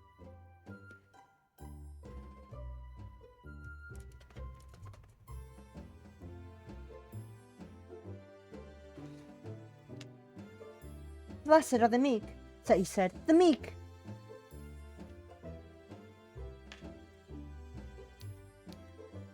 And what does it mean?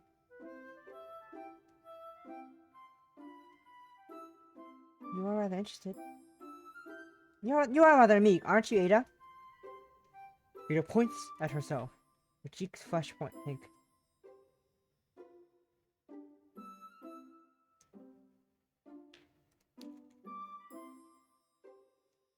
I am.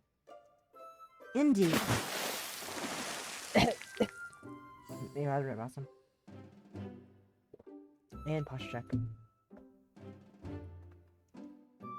I am struggling to read English words. God damn it. Give me a second. Again. Again.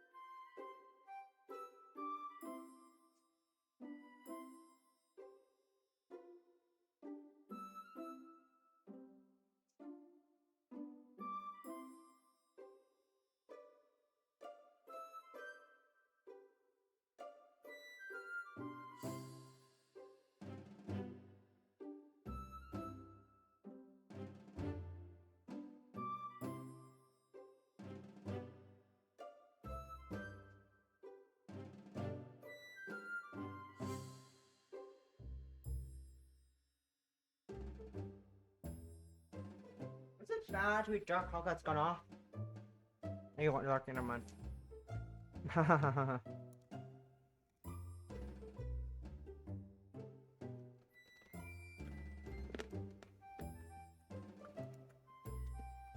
This dark clock has gone off since November 5th.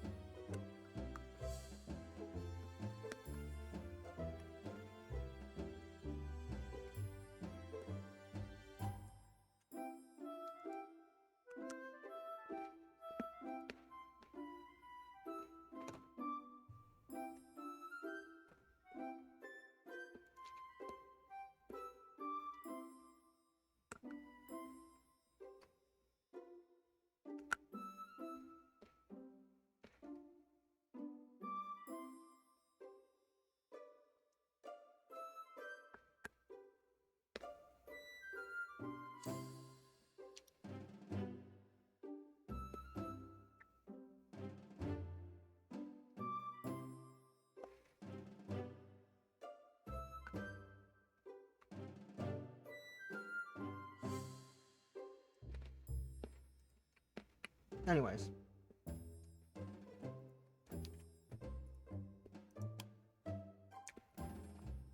But that doesn't matter. That doesn't mean to me. But what does it mean to be meek? I am not entirely sure. Lieselotte pointed, tapping one finger against her lower lip. It is a complex word. I have been learning English only for 5 years. 5 years is enough, surely. If a 5-year-old could not speak basic English, I would worry it was an idiot. But when I was 5, I only spoke in Swiss German. My English is not so good. I mean, it's rat. No, it's rat.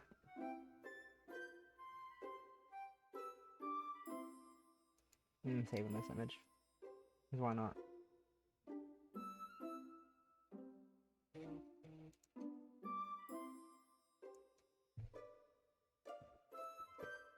Then why are you acting so enlightened after attending a single sermon, Lottie? I doubt you could ever understand it. Maybe not, but the Reverend was very, how do you say? A rich, impassioned voice. It is nice to listen to him. I am quite agree with what he said. Lieselotte smiled proudly, seemingly unaware that Pauline and Isabel were teasing her.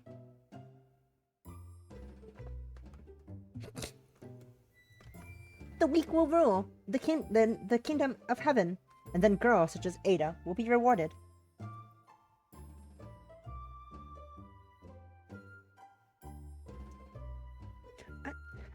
I don't know if I would feel comfortable doing anything. Yes. Let's not let that happen. It would be a right mess. Much like your explanations. What can you expect from a blonde? Hey, what about me? Not a You're a drippy Swiss maiden like Lottie. Doesn't count. I suppose so. I fail to see what my hair color has to do with anything. I like your hair. Oh, thank you, but... Lieselotte pinched a lock of her blonde hair between her fingertips. She tilted her head to one side.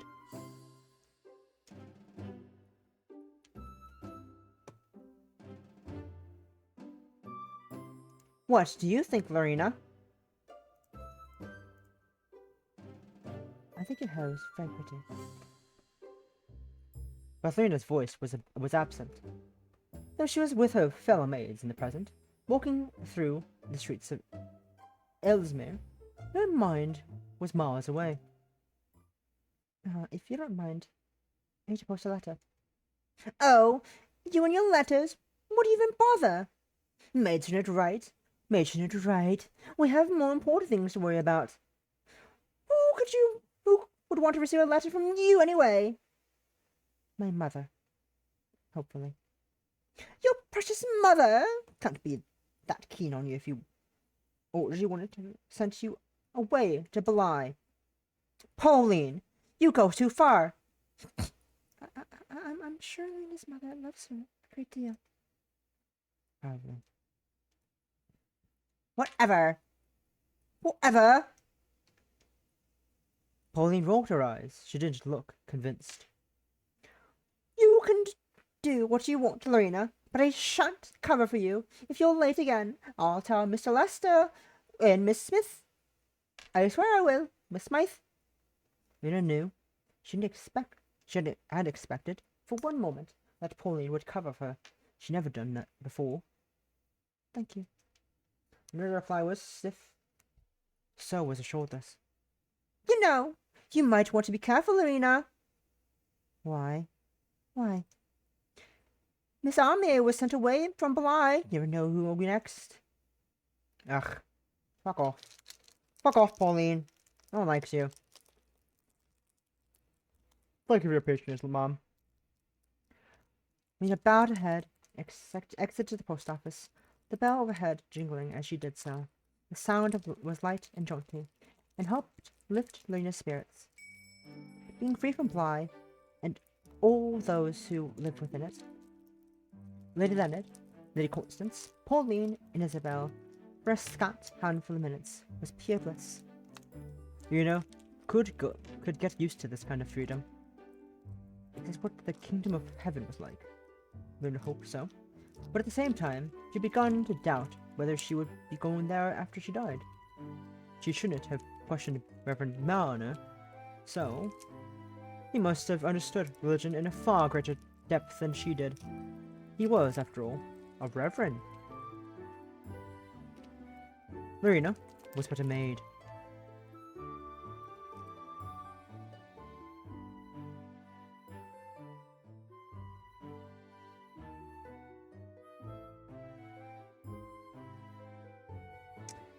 With a small sigh, Lorina walked through Ellesmere. As it was a Sunday, all the shops were closed. Lorina only ever went to Ellesmere on Sunday, and she had never seen the groceries open for business, or a queue snaking up along the streets at the butcher's. The atmosphere on the day, perhaps, was slow, lazy, languid, as it should be. A black cat luxuriated in the spring sunshine. Few butterflies, cabbage patch, George, rather a milky white wings fluttered by in the air. Lorina made her way past chatting old ladies, a few children playing hopscotch in the streets, a tall woman with unusual eyes and long black hair. Wait a minute. Lorina paused. Footsteps stilled. She watched the woman walk past, long hair fluttering beside her like an inverted bridal veil. The mysterious woman wore the attire of a maid, with a dark skirt, a sensible white apron, and held a letter case in her right hand, rather more elegant than Lorina's buttered trunk with a crushed corner.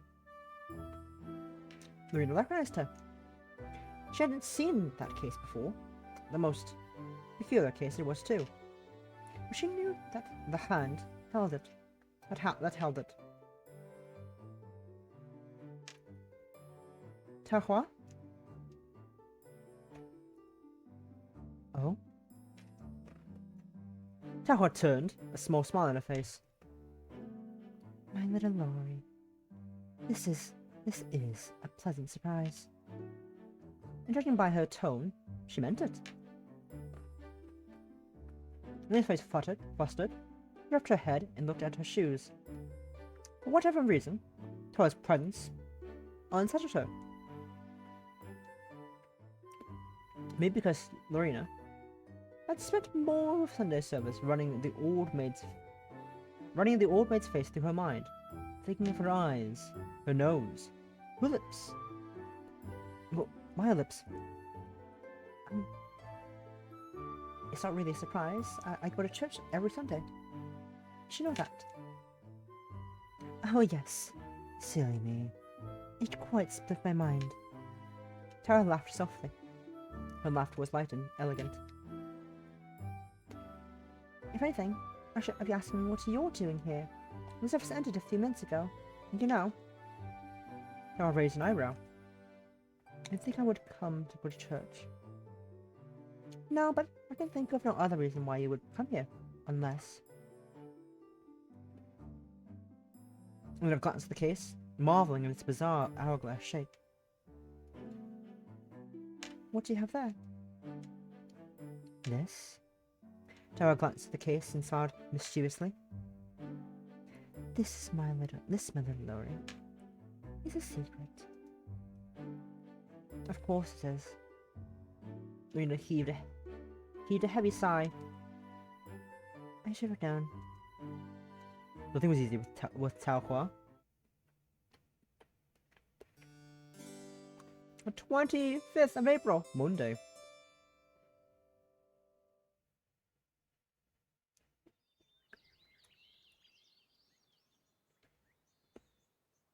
The following was a Monday, and once more Lorina found herself occupied with the laundry.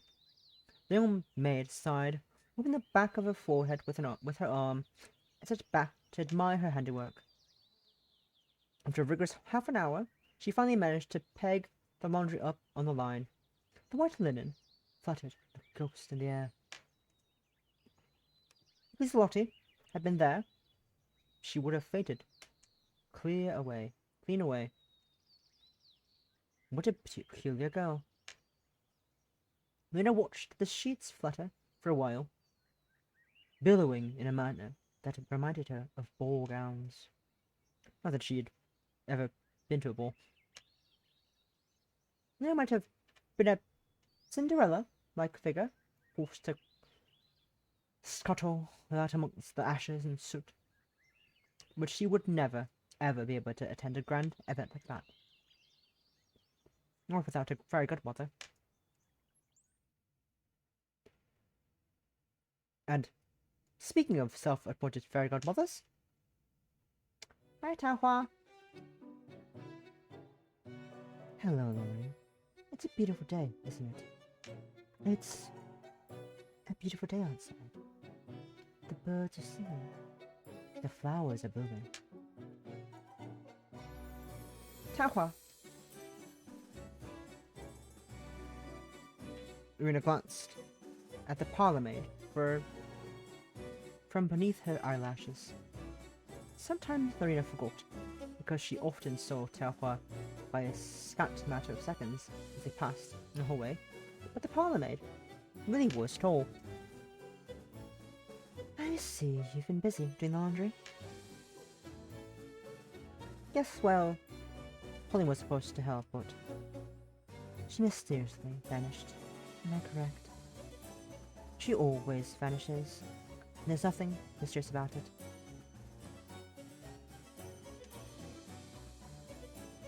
She'd be off bothering the stable hands, or fawning over the valets, or gossiping with Isabel about something or other. Something entirely unimportant. That does sound like Pauline. TaoHua sighed. The way made her hair mysteriously, almost exotically. Exotically. The smell of orange peel and bergamot hung in the air, and lingering aroma of tea leaf scraps. Being a parlour maid, TaoHua spent a good deal of her time serving cups of tea for Lady Leonard and her guests, and she often had a fairly fruity aroma of her to her.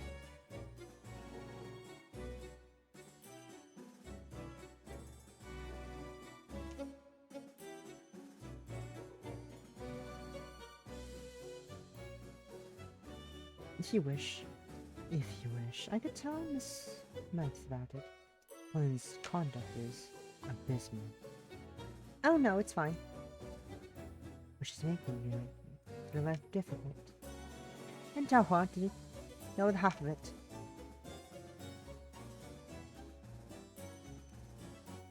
If any complaints about Pauline's conduct were to reach the draconian Dr. Smith, Lorina would be sure to get the blame.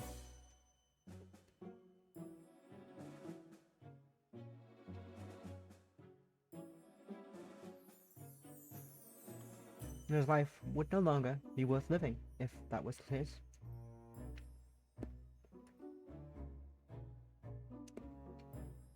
Pauline was not a learning woman by any means. She wanted to read, all right. She was, however, unsettlingly sneaky, intelligent when it came to rooting out weak points and exploiting them for maximum effect.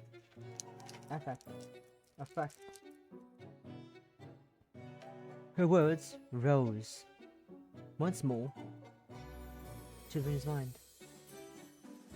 Slut! Slut! Slut! You look perplexed, my little Lorina. If Pauline is abusing you to the point where you can't focus on your work, I would take matters into my own hands. I appreciate it, but I'd rather you didn't. But Lori, what? I don't like to see you suffer so.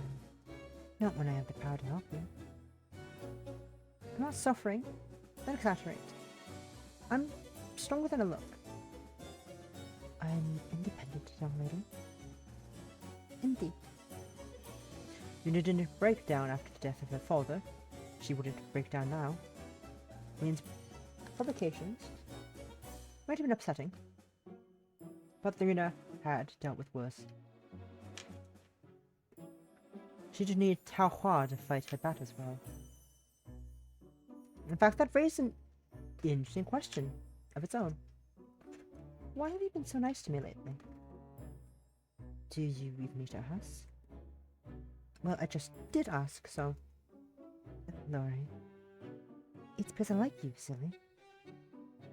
But you... All of a sudden, the spring sunshine seemed to touch warmer than before. It was making Lorina's cheeks burn.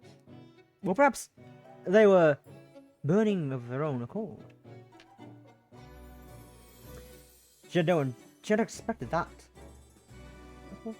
Why do you like me? You barely know me. Because you have such a funny, serious... You have such a funny, serious face for such a young lady. You always work so very hard. You're tenacious. It's quite adorable, really. I'm not. You definitely are. Lorina folded her arms and turned her head to one side. I think you have bad taste. And I think you should have some more self-confidence, Miss Wa. Miss Watt. Well, TaoHua tugged at Lorina's ponytail with her thumb and forefinger. Instinctively, Lorina jerked her head away and gave TaoHua a glare. Cut that out. The older maid giggled again. Lorina scowled. At least TaoHua's gentle teasing was preferable to the out-and-out cruelty that fell from Paulina's lips. Now, if you're finished with the laundry, Lorina, would you care to come with me? There's something I wish to show you. Why? So suspicious. I just want to show you something cute. Cute? It will cheer you up.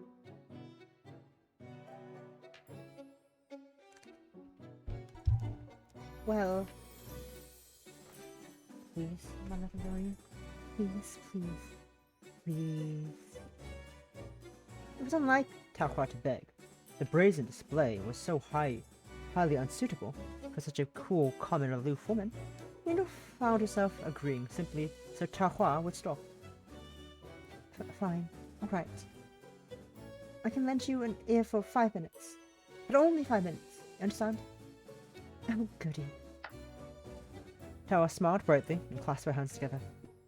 Lorina surveyed her eyes, half-lidded and mistrustful. Her face flushed the softest shade of peach pink. Why did she feel like she had been manipulated?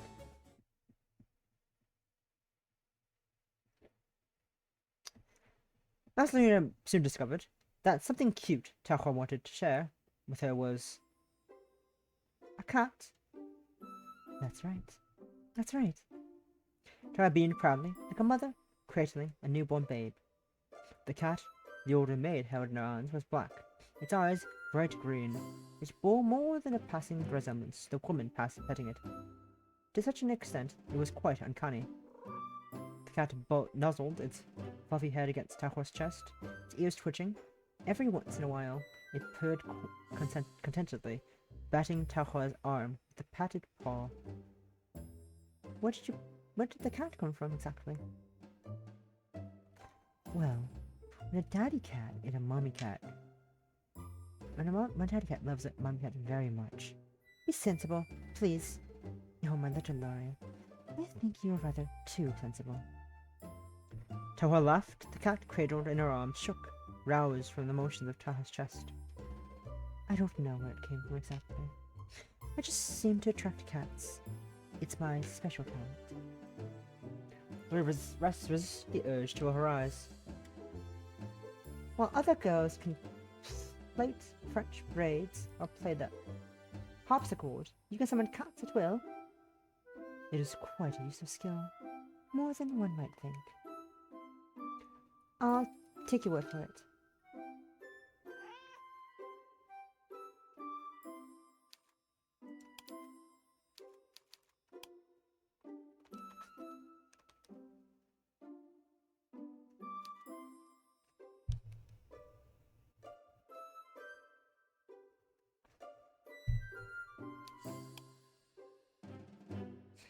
Tara ruffled her fingers behind her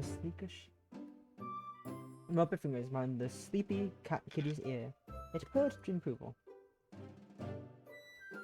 How long has this cat been coming by lie? Not entirely sure. He's been hanging around the gardens for a while. A few months or so. Does he belong to anybody in Ellesmere? I think he's a stray. Looks rather well fed for a stray. Because I am a very sentimental, deep down inside, and I love torturing creatures that are smaller and weaker than I am. Lorina pondered, one hand behind her chin. You know, I found Lady Constance in the garden a few nights ago. I couldn't give stuff. I give a stuff about that unpleasant brat. Me neither, but it does me wonder. I actually heard a cat outside her bedroom window. Could it be this one? I don't know. I don't care. Either way, I won't surrender Figaro to her. Figaro? After the Mozart opera, the marriage of, you know. I don't know very much about opera. I've never heard it. I've never been to London. It's fine. We don't all have the same opportunities in life. It can't be helped. I suppose not, but... We looked at TaoHua curiously. TaoHua might have been a higher social status than herself, but she was still only a maid. How many maids could afford to go to the opera? What do you think about my companion, you know? He's cute, isn't he? He's very cute, yes. Well, you can't have him. TaoHua stuck out her tongue playfully, and up resisted the urge to pinch TaoHua's tongue between her thumb and forefinger. Figaro is mine. I thought you said he was a stray. But he more or less belongs to me. He comes into my room at night. Ah, yes, your room. I forgot you were so privileged. I don't know if it's a privilege, really. It definitely is. Most parlour maids wouldn't receive such special treatment. I'm not like most parlour maids. TaoHua sighed, expelling a soft breath into lukewarm air. I suppose I don't mind solitude, but it could become rather disquieting. Human beings were not made to be alone. You mean you get lonely? I've made of flesh and blood like you. Is it normal for people to get lonely? I don't know. I never really expected it from you. You always act like you're too good to spend time with anybody, so I just assumed. Is that a problem? No, it's kind of endearing, actually. Thank you. I'm glad you find my suffering endearing. It almost makes it all worthwhile. In any event, if you enjoyed spending time with Figaro, he seems rather fond of you. I see no reason for this to be your final farewell. Pardon? If you wish, you may come and see him in my room. But that... What? Your room belongs to you. Indeed, my room does belong to me. Nicely observed. Lena pouted. Don't be like that. What, right? Lena rolled her eyes heavenward. Though her view of heaven was obscured somewhat by the thicket of trees that surrounded her. According to TaoHua, Figaro was fond of the shade. He liked seeing their way within the shades of this very more thickly forested area of Blythe's garden, and really patted past these trees. Don't be facetious. I just meant it would be wrong somehow. Why would it feel wrong? We're both women. There's nothing suspicious about this, is there? Unless you're worried about being with Figaro. Absolutely. Obviously, that isn't an issue. Then, TaoHua's eyes narrowed. A small smirk captured her lips. Being with me is... Lorina felt herself fluster despite the relative shade provided by the foliage. She bowed her head, lest TaoHua see how pink her cheeks had become.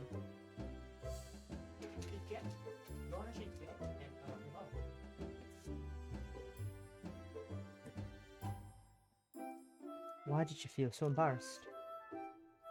This invitation was completely innocent. Wasn't it? We didn't know. It was hard to tell to TaoHua. Particularly when TaoHua's earlier words continued to circle about the young maid's head. I'm hardly the devil, my little Lorraine. If you must compare me to a manifestation of evil, then I would far prefer to be called a succubus.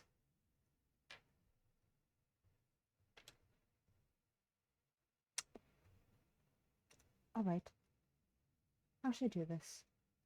You stared at the floor, resolutely, walking back and forth on her heels as she thought. Don't look so surprised if anyone came here to see your girl. I'd love to see you. How did that sound? Was it too defensive? It sounded too defensive, even to Lorina's ears. Ahem. She coughed. She could feel her cheeks start to flush. This was no good. It was no good at all. She was standing outside TaoHua's room for 5 minutes, but she still had no idea how to approach her. The door to TaoHua's room loomed before her in the darkness, unreasonably intimidating. Lorina swallowed. She drifted from foot to foot. Gosh, this is ridiculous. I'm being ridiculous. I'm not here for anything indecent. I just want to see Figaro. That for Lorina's story, and she's going to stick with it. What did you knock? Just knock. Just knock. It really wasn't that hard. Not compared to some of the hoops Lady Constance had made her jump through on a near daily basis. You could do it. You would do it. And just like that, they knocked against the door. Knocked once, twice, and then she waited. And waited. And waited. Was TaoHua not there? Maybe this was all a waste of time. The knock was the amount of unease in her stomach started to recede. I wasn't sure if she was happy or sad by this turn of events. But at least she didn't have to face TaoHua. She'd know it if she could. She turned, ready to depart one. Oh my. A soft voice called out to her. The door opened, creaking in its hinges, and there stood Lorina's unknowing tormentor. Is that you, my little Lori? Don't call me that. I'll take that as a yes now. Now. TaoHua's eyes rovered over Lorina's body. Why are you standing there, silly? Come inside. Thank you.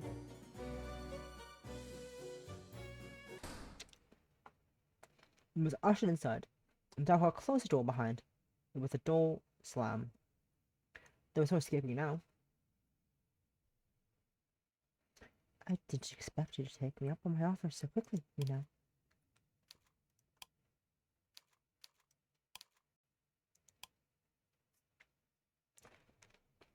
Well, Luna swallowed.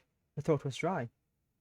I didn't have anything better to do, so it was the last resort. Your company is preferable to Pauline's, at least. I should hope so, too. You housemates can be so catty. Speaking of which... Catty! Luna glanced about the room, her curious eyes trying to drink in every last detail. Is Figaro here? Of course he is. Of course, he and I are inseparable. Look. TaoHua crossed the room and sat at the edge of her bed, patting her lap with one hand. As if on cue, Figaro poked her head out from beneath her duvet and patted obediently towards her mistress. There you are. Yes, a good boy. Look, Lori has come to play with you again.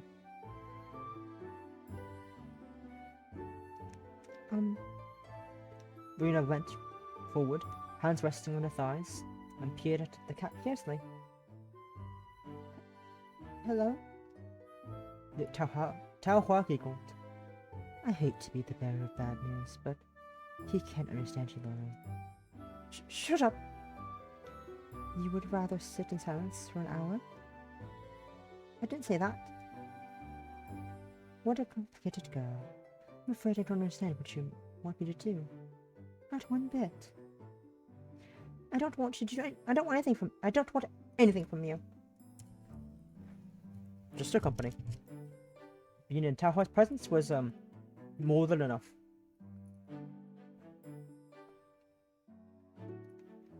With a soft sigh, Lorina took a seat at the edge of TaoHua's bed. Though she had a room to herself, the old maids lounging were not particularly extravagant. Her room was a small one, tucked away from beneath the rafters that sloped down so dangerously low. One was in danger of bumping her head if they stood to their tiptoes. At least a tall woman like TaoHua would be. Lorina was in no such immediate danger herself, but the closeness of the ceiling still set her on edge. The room was rather sparse. TaoHua owned few personal possessions. No loose ribbons in her hair, no pieces of jewellery, or hand-sewn comforters. There were, however, books, a small stack of them, balanced on the foot of TaoHua's bed. At TaoHua's bedside, there lay a gilt hairbrush with a thick handle and a pitcher of water. Is that for bigger out? Mm-hmm. I do love looking after my pets. You're far more dirty than you look. TaoHua shrugged. If I like something, I want to... Sorry about that.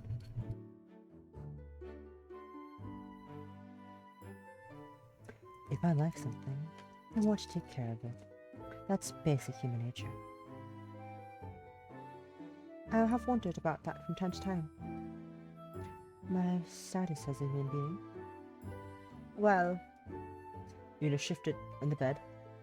The skirts felt cold against her flushed skin. I'm sorry, I couldn't help myself. You are quite unusual. I know. I get that a lot. Does it bother you? My opinion is immaterial. What do you think? I think a great deal of things. Then, what do you want? Oh my. This is becoming rather personal. TaoHua prodded the tips of Lorina's nose with her finger. That, my little darling, is a rather complex question. Just try me. Well. TaoHua leaned forwards, her voice dropping to a whisper. Right now, my little darling. Yes? TaoHua leaned closer still. The tip of her nose was almost bumping against Lorina's. Do you want to try and guess? I'm not very good at guessing games. It went closer. TaoHua's lips really were pretty. They were soft and pale pink, like apple blossoms. They'd been apple trees at Hartwell before Lorina had been thrown out in disgrace. The delicate blossoms that spread across the branches during the springtime were beautiful, and it had always liked them.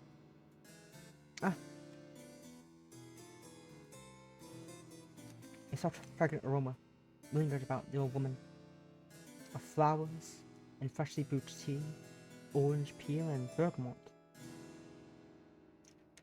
It was dizzying. And now, my little Lorraine. Yes? Lorina's eyelashes fluttered, her cheeks flushed pale pink. I want you. For a few moments, it felt as though time had frozen. Then Lorina's heart secreted away from inside her chest, seemed to cease beating. Her lips parted in a neat little O of surprise, like a fairy ring. Did TaoHua really mean it? Was she just teasing? Lorina did not know. But she did know. At that moment, Tao looked incredibly, unbelievably beautiful.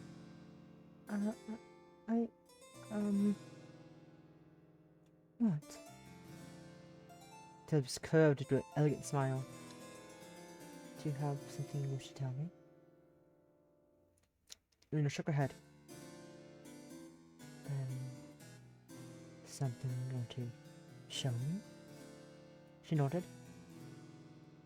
And what would that be? I just realized I never properly thanked you for letting me all those times before. And I don't want to be indebted to you anymore, so here. And with that,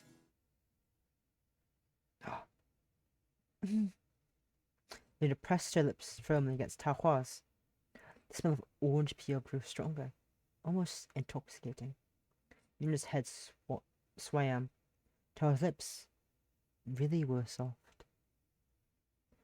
Lorina's fingers intertwined with TaoHua, the palms of their hands pressed flush together.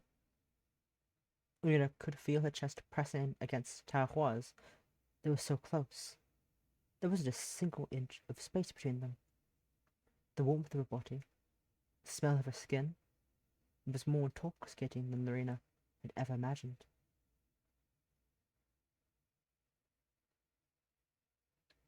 Lorina didn't know how she managed to make her way back to the servants' quarters after that rather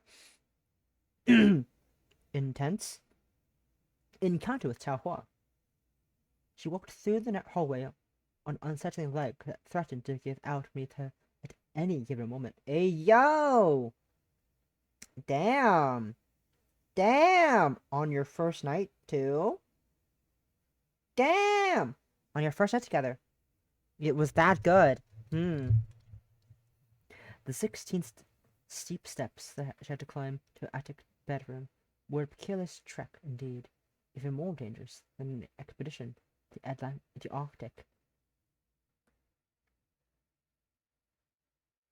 When Lorina entered her room, still clad in her maid's uniform, her hair rumpled and her cheeks pale pink, she looked so out of sorts not even Pauline could poke fun at her. But that didn't stop her from being suspicious. And where on earth have you been? Oh, Miss Smith wanted to. Why is your face red? You haven't been drinking, have you? You haven't been drinking, have you? Not the black fluid. Lorina blinked at Effie. The curiosity momentarily trumping her confusion. What black fluid? Oh, Lorina, you can't turn to the bottom of the bottle for solace. My uncle Oscar took the drink after the death of my aunt Frederica, and he was never the same since. Lorina approached the concern. Appreciate the concern, she supposed, but why did Lieselotte's concern have to be so very loud and so very Swiss? It was giving her a headache. Don't worry about me. I'm fine. I haven't been drinking. For goodness sake! Just TaoHua's saliva, which was even sweeter than Lorina had allowed herself to imagine.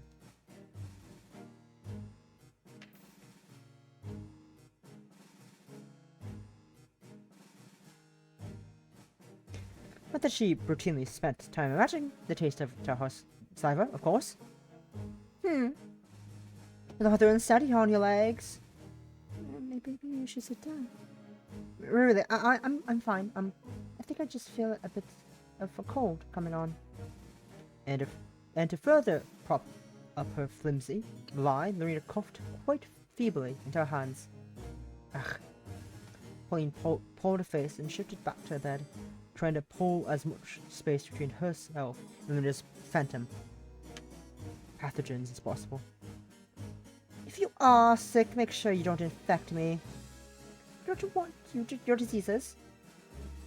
I'll do my best. Lorina's head spun. Her fingers were trembling. so too was her heart. Maybe she considered weakly. It wasn't a lie after all. Maybe she was sick. She felt sick.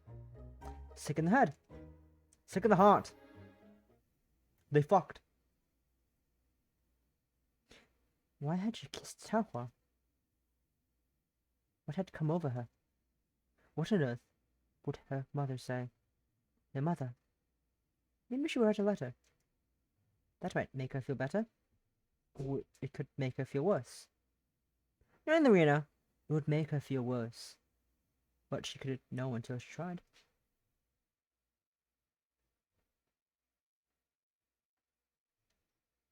This is impossible. Lorina exhaled heavily, ran her hand through her hair, looked over the letter she had written, frowned, bit her lower lip, struck through the last line she had written with her quill once, then twice, then thrice, over and over and over again. The nib of her quill bled black ink over the paper, obscuring her instruction. Dear Mother, Ethel, Mary, and Alice. And Lorina sighed again, crumpling the piece of paper between her fingers. This would not do. How on earth could she ever explain this? She didn't understand it herself. So how could she write it down in neat, pretty little words, and to her own mother, no less? Dear Mother, she and I have become much closer since I last wrote to you. In fact, you've become closer than I even dared to imagine. No. Lorina moaned in defeat and buried her head in her hands. She was not simply close with TaoHua. Lorina was relatively close with Ada. Relatively closer with Ada, and about as close as their schedules would allow. Now Lorina had never felt a particular desire to kiss her. It was just not done. So not done, in fact, that it served to be written in capital letters. I'm such an idiot. Lorina mumbled into her hands. Nobody replied. The other maids were fast asleep.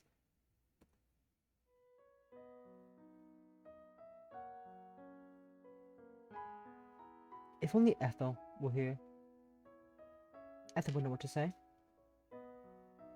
Ethel always knew what to say. Though Ethel was only 15, their mother always said she was an old soul. In a young body, Lorina thought it was a fair comparison. Ethel was popular with the opposite sex.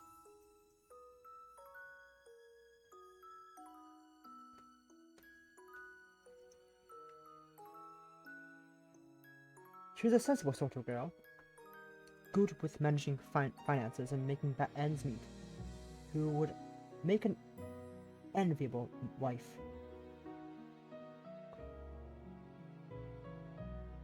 It did hurt that she was very pretty.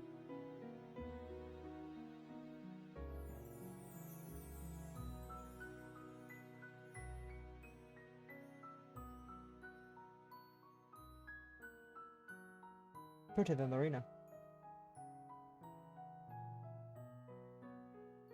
Probably more experience than Lorina did. The baker's son back in Liverpool had been awfully fond of Ethel. As for Lorina, that brief moment she had shared with TaoHua had been her very first kiss. Why had she done it?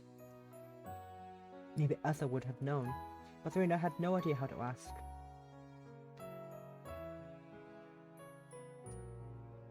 Lorina took the crumpled piece of paper. Just one failure out of many, and hid it inside her pillowcase. The rest of the failed starts. Then she took another piece of paper, and hid upon her yet again. Dear Mother, Ethel, Mary, and Alice.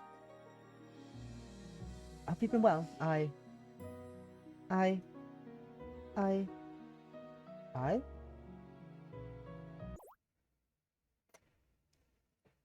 have no idea what to say.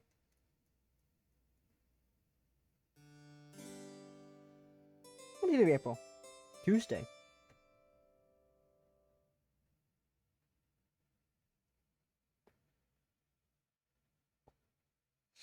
Lady Constance was in a foul mood for once, and for once, we didn't blame her.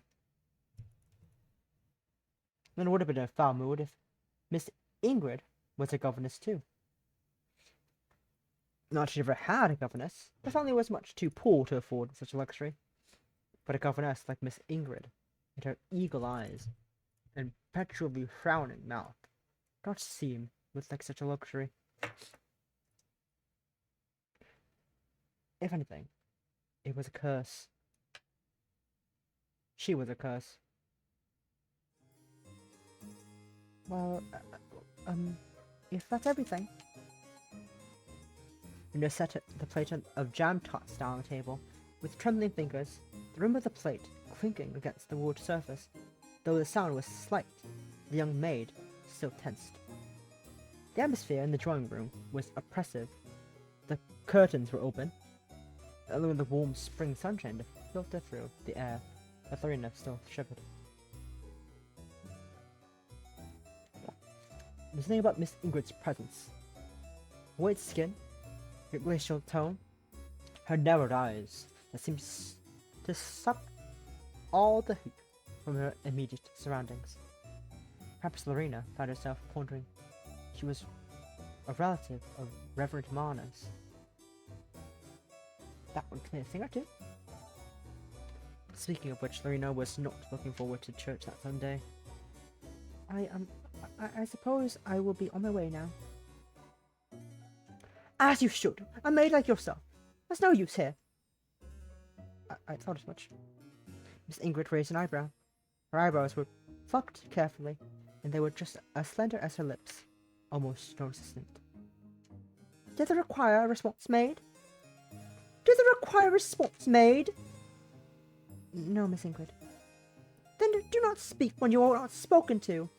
You're dismissed. Yes.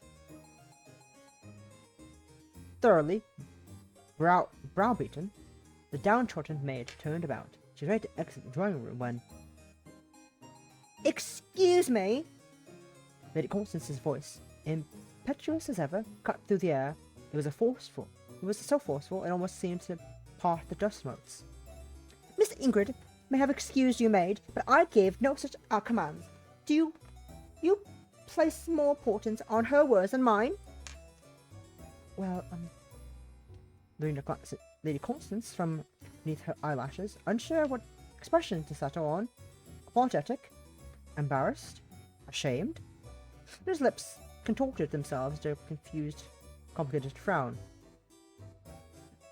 Miss Ingrid is of a higher societal standing than I am, so... And I am of a higher social standing than her! Isn't that right, Ingrid?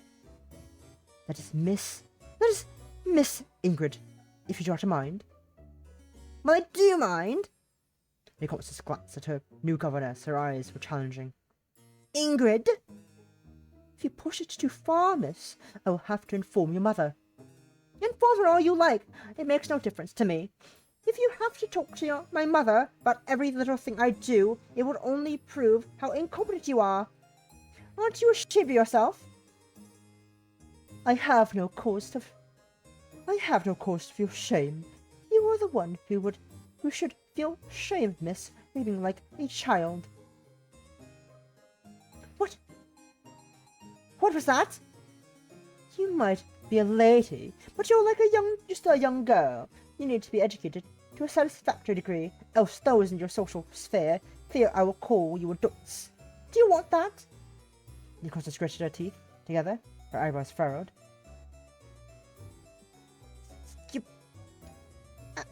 How dare you? Not how dare I, miss, how dare you? With all due respect, I am deeply disgusted by the conduct. You have been allowed to do whatever you want for far too long, and that will change henceforth. I will make you change whether you want to or not. In case you have not realized, I'm rather good at bending little girls into my will.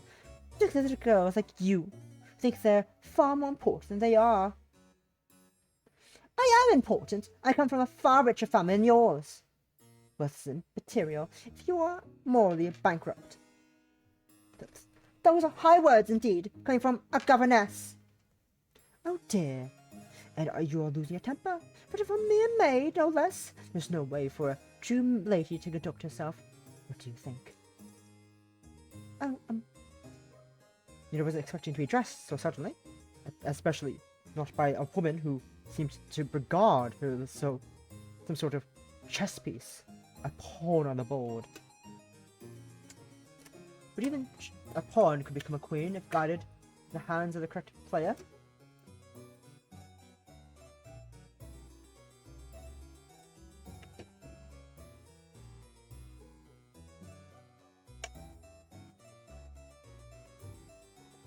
Miss Ingram was trying to use her as the battering chip. Well, tell me, what do you think of your mistress, maid? Or are you so very subservient you grown to fear a 12-year-old girl? Oh, that stung. TaoHua had already taken Lorina to task over this. They just want Miss Ingrid to join in. I must admit, it is hard to respect somebody when they are so frequently losing their temper. I doubt any of the maids truly see her as their superior, miss. And there you have it. This is how others see you. How does that make you feel, miss? How does it make you feel, miss? Lady Constance's expression twisted. She looked outraged. I really hate you. Good. Then perhaps you will put some actual effort into improving your attitude. Try to prove me wrong. Lorina could not help but be impressed. Though she herself did not like Miss Ingrid, her methods seemed to be the most effective. More effective than Miss Amier's in any case. Perhaps with time, Miss Ingrid would even be able to shape Lady Constance to a decent human being. Unless Lady Constance killed her first. The first day of May! Wow, we're just jumping places. We're just jumping around.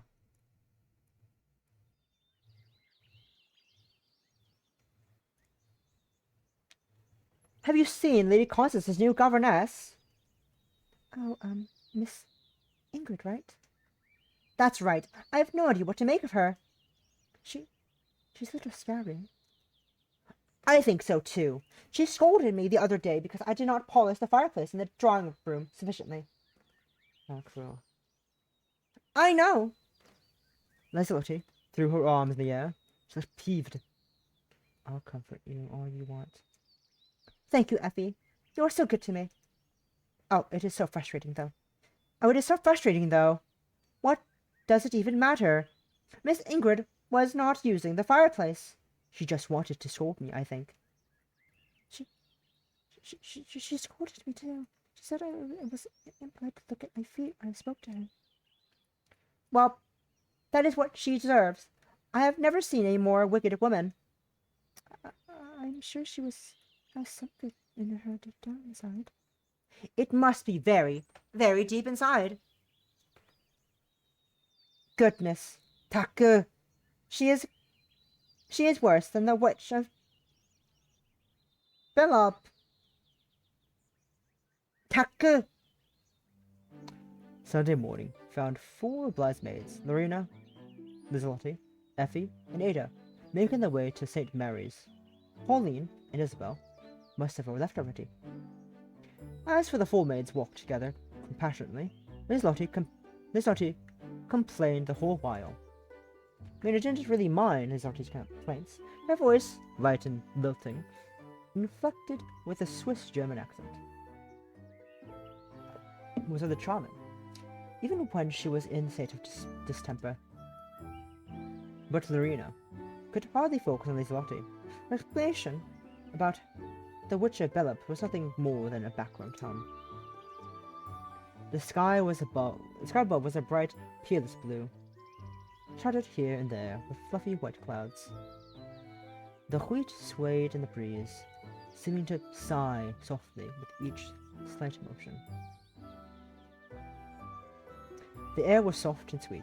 The fragrance of wildflowers, ground dirt mingled together in a rich, hideous aroma.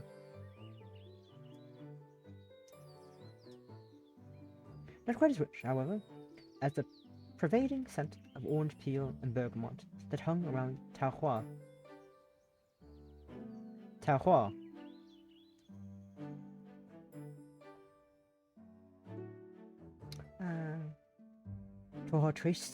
Lorina traced an image of the older maid within her mind's eye.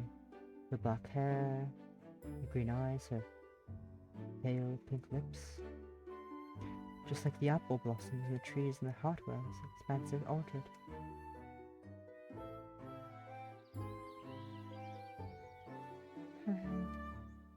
A deep sigh drew itself from Lorina's breast. Oh? Isolde looked at Lorina curiously. Her blonde curls fluttered in the breeze, tumbling about her shoulders like a princess. That was a big sigh, Lorina. I can't help it. You should try to help it. My Uncle Rudolph always says, when you sigh you are letting happiness escape from your body. Miss Lottie had rather too many uncles and aunties, and aunts Lorina could never keep track of them. Instead, the young maid sighed again, and wiped her eyes with the back of her arm.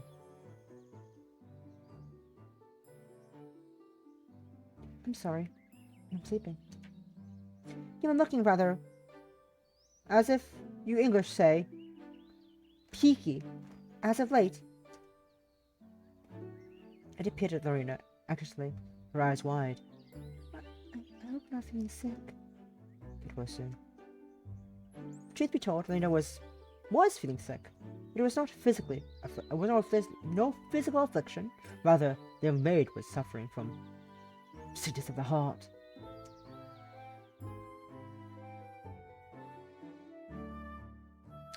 Whenever Lorina saw TaoHua, her cheeks started to flush. The sensation of lips against her own lingered in her mind. And then she forgot everything. Even her own name. It was quite the predicament. If Lorina hadn't known better, she would have thought she was lovesick. Lorina wasn't in love with TaoHua. That was ridiculous. She couldn't be. Lorina was much too English to fall in love with another woman. Wasn't she? She did know. But Lorina tried to force a smile all the same.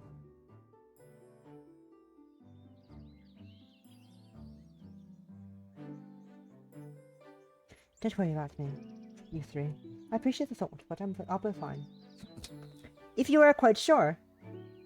If you have any problems, you can talk to me anytime. I'm not very useful, but I'll try to help. Mina's smile grew. This time, she did not need to force it. It was difficult to remain unhappy when she was with Ada. Thanks. That means a lot to me. Really.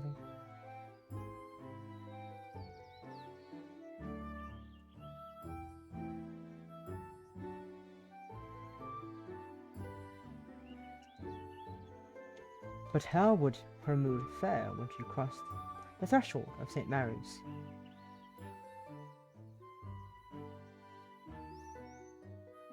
Lorina hadn't dared to imagine.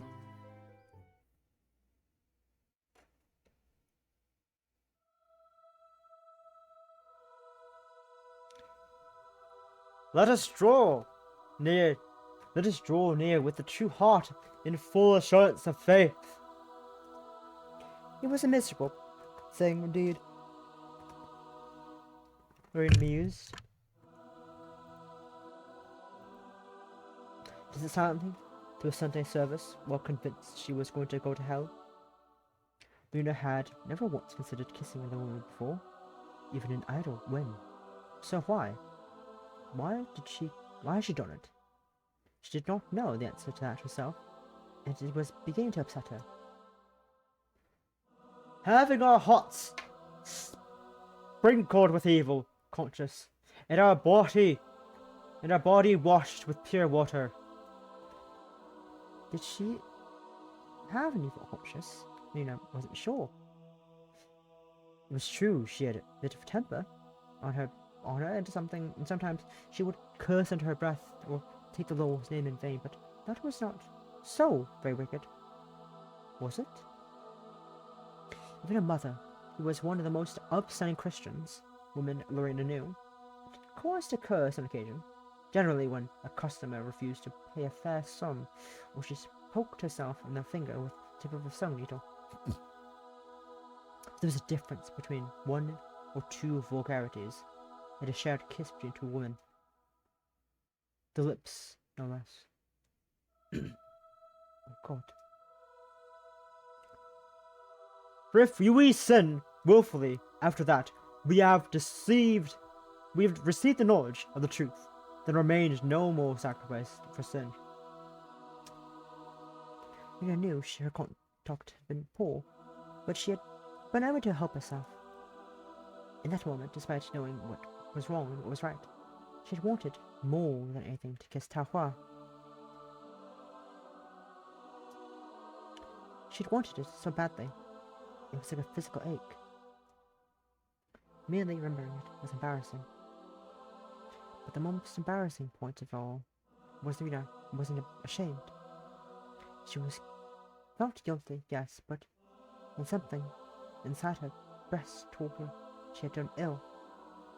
But she did not regret. If given another chance, she would kiss TaoHua again. She wanted to kiss her even more, even now. But a certain fearful looking for the judgment and fiery indignation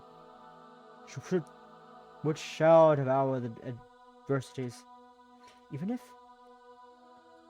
it would make the whole world revile and turn against her.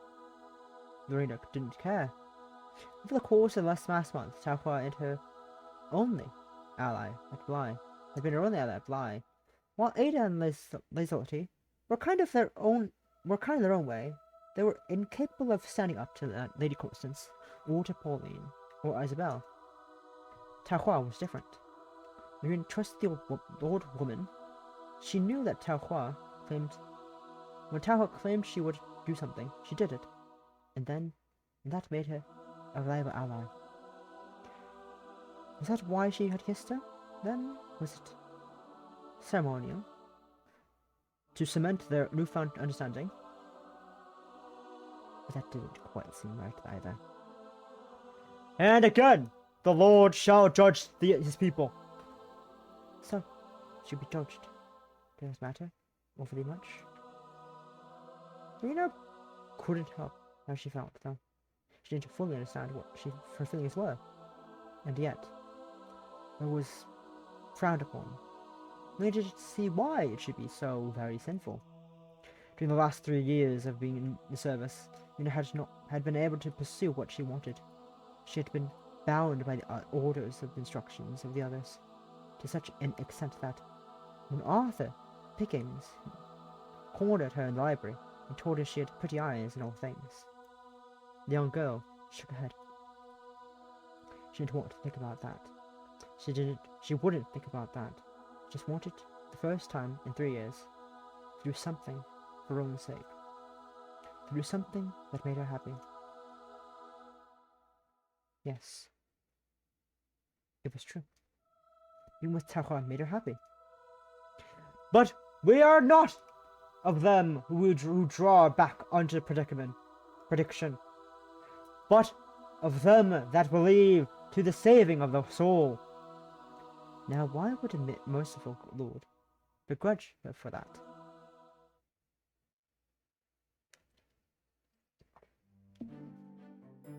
Oh, alright, thank you. It's no problem. I'll see you next week, miss. Have a good day. Have a nice day. You too. Then exited the post office. As usual, the bell above the door jingled. It had taken Lorina longer to post a letter than she had thought. The queue had been unusually large that day, held up by a woman insistent on shipping a parcel filled with dairy goods to Bath.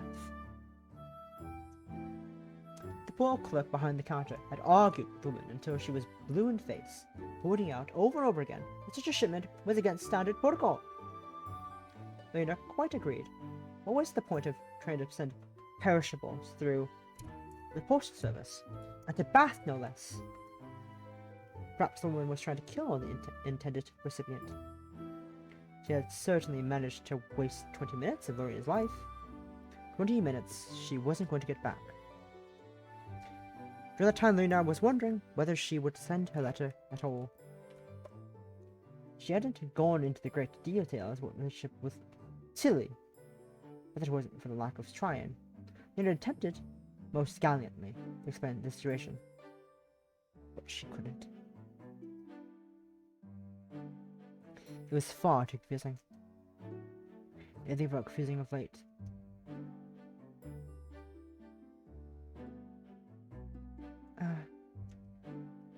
Oh. Why was she so stupid? And if Lotte's intelligence needed any further questioning? Oof! Oh my. We must really stop. Oh my. We must really stop being like this. She just had to walk into TaoHua. Of course she did. That was how things worked out. They took a few shocked, shuffled steps backwards, looking at TaoHua in surprise. Why are you here? It sounded more accusatory than Lorina intended. Why shouldn't I be here? Why shouldn't I be here? Am I doing something wrong? No, but... The wind stirred and TaoHua's dark hair fluttered, gently in the breeze. Lorina stared. She could not stop herself. I know I am undeniably attractive, my little Lori, but you do not need to look at me quite so intensely. I fear you will burn a hole through my head. That wasn't the intention. What are you doing here this week? And did it? Lorina wondered, having to do with the curious case she was carrying for your Sunday.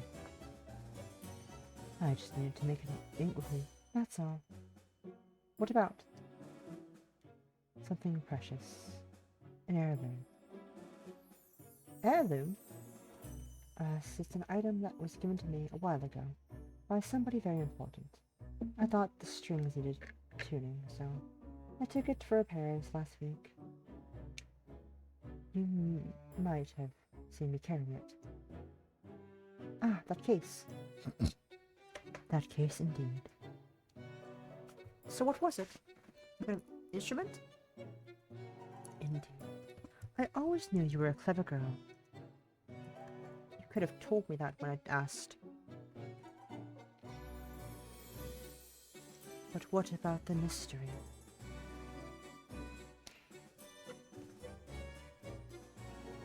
But everything has to be a mystery. Why don't we try a riddle then? What kind of instrument do you think it might have been? Well, you said that it has strings, so... A violin, maybe? Incredible. You're smarter than you look. I'm going to pretend you didn't say that.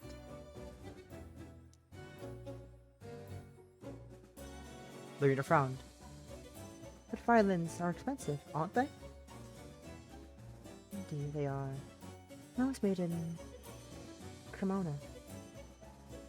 Made almost 80 years ago. Cremona? In Italy. Sermona. The craftsmanship is first-rate, so is the sound. It's very precious. Not just subjectively, but objectively too. That's incredible. You didn't know not much about music? But she knew enough to realize that a genuine Italian violin would cost a horrendous amount of money.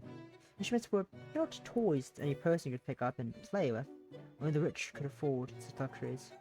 But that was what music was. A luxury.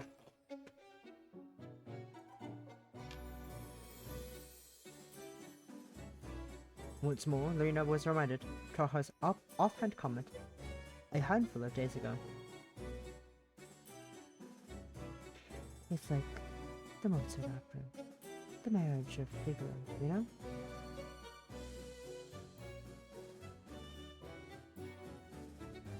The more Lorina learned about TaoHua, the more curious she became.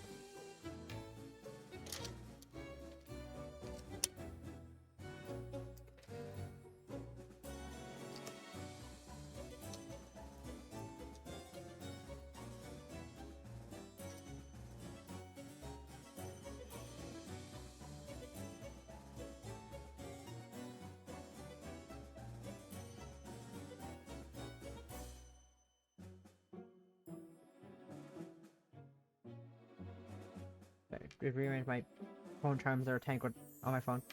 Tao's pus sprawled out behind her like a labyrinth. Lorina was beginning to wonder whether she should keep a spool of thread on hand when they conversed, so she could better navigate herself.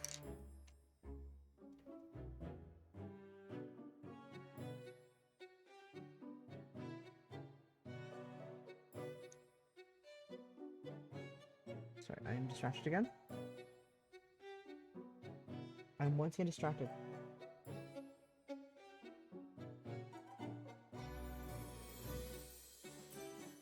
No, I'm done being distracted.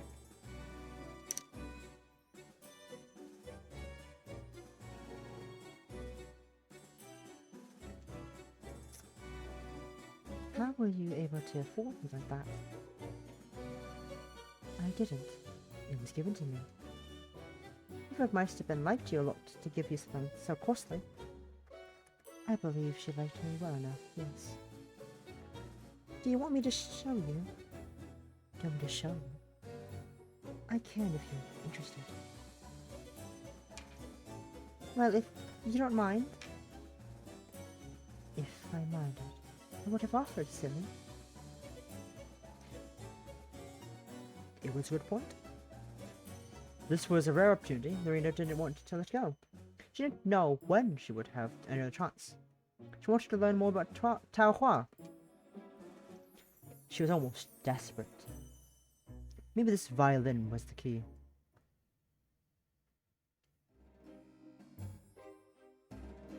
Lorina found herself sitting in a parlor at a wooden table. TaoHua sat on her left, one leg folded across the other, her dark hair falling across her shoulders. On the opposite side of the table were two young women who looked curiously familiar.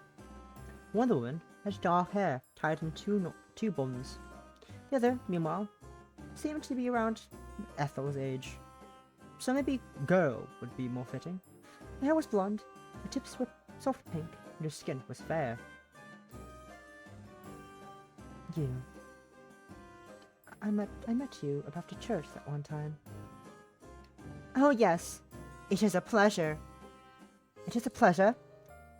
The older woman beamed, clasping her hands together. I do wonder when I would be able to sit down and have a proper conversation with you, Lorina. You missed them kissing.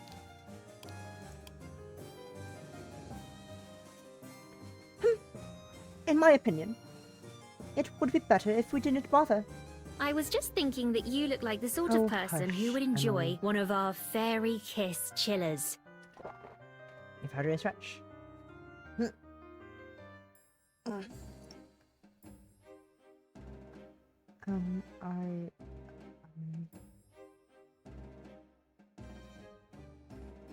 Now utterly confused. I know, it's very sad you missed the kissing. Just utterly confused, Lorina glanced curiously about her surroundings. The curtains and carpets were a rich, wine-red hue. The furniture seemed to be made of oak. It all looked very expensive.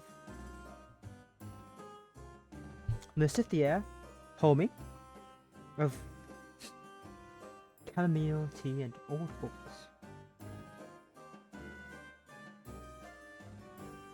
Why? Hey, why are you sniffing the air like a dog?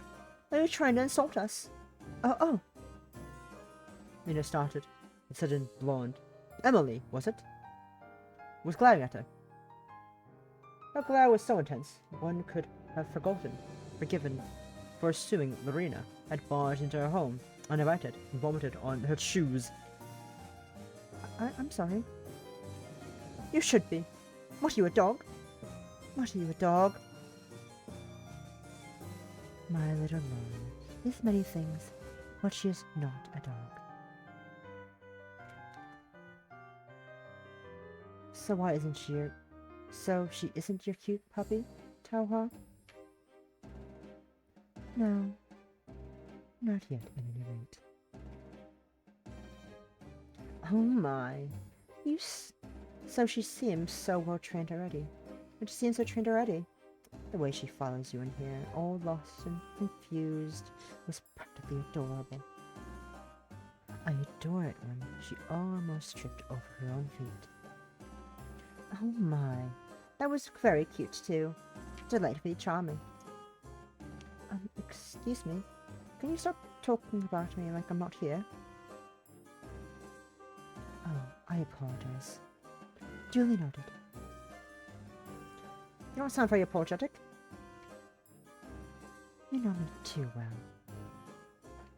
You're aside. Now why had she wanted to get close to TaoHua again? The whole thing was more trouble than it was worth. So, what are your names? Oh yes, I should have introduced myself sooner. My name is Theodora, and it's my younger sister, Emily. A pleasure. Right. Lorina had never met anybody who made that phrase sound less pleasurable before in her life. Theodora, Emily, was it? She would try to remember that. And how do you know who I am? Don't look so suspicious, dear. There's nothing underhanded afoot, I promise. I'll decide that for myself when you tell me the truth. The truth? The older woman pondered, her head tilted to one side. You see, TaoHua is a dear friend of my family. I've known her for quite some time, when she was even younger than my adorable little sister, in fact. She's told Emily and myself all about you already, on numerous occasions. Though we've never been formally introduced before, I knew you on sight. TaoHua was quite taken with you, after all. Taken? Lorina blinked, her cheeks flushed. What on earth did that mean?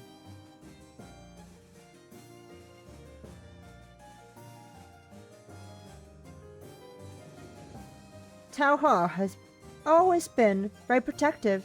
She is worried about some of the maids were mistreating you, so she asked us to keep an eye on you. I didn't want to help. I thought it sounded like a pain, but I've known TaoHua for a long time, so I thought I might as well. It's the honorable thing to do. Emily. You become quite a gentleman. Shut up!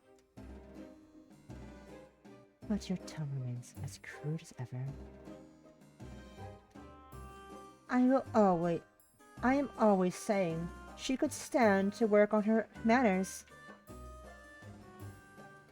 And how is the work? On my violin progressing? Do you have any news? It's been a week, TaoHua. I didn't think the repairs would be finished in a scant 7 days, did you? God created the world in 6. Marvelous though I may be, I am not God. Not even I would go that far. How humble.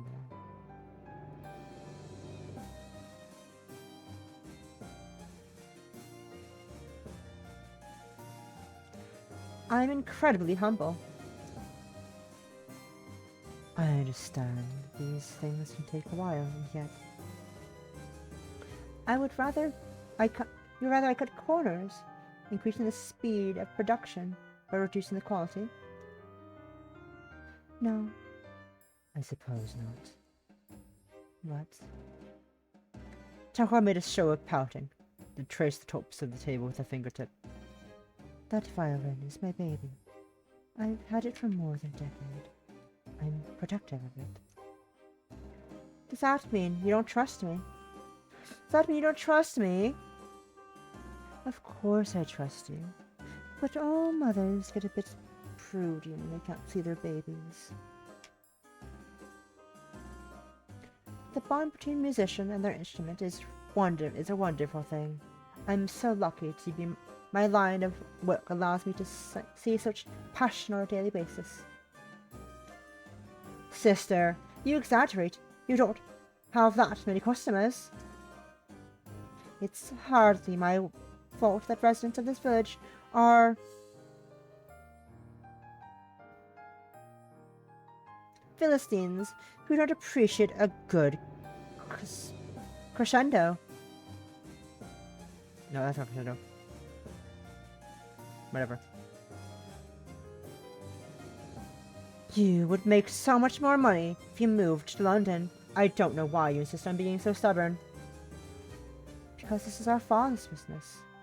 And our father, and our grandfathers before him, he wouldn't be so callous as to abandon our family ties. You wouldn't be so callous as to abandon our family ties, would you? What of our roots? I don't care for the roots. I would rather go to London when I think of all the pretty dresses I could buy there, the parties I could attend. You're too spoiled, Emmy. There's no such thing. I think there is. I've bought you too many gifts. I lavish you with love and affection. And for what? For you to tell me you would rather move to London, of all places. But it's boring here. And what do you suppose our dear mother and father would do when they return from Zanzibar and discover we have sold their home and moved to the city? You're being awfully optimistic, assuming their return is still given. It's been more than 5 years. Oh, my little Emmy. So cynical. Get off of me. Stop prodding my cheeks. But I want to. I'm your sister. Aren't I allowed? No, not in front of the guests. Please, don't worry your pretty little head about me, Emily. I have no qualms about watching cute girls swearing.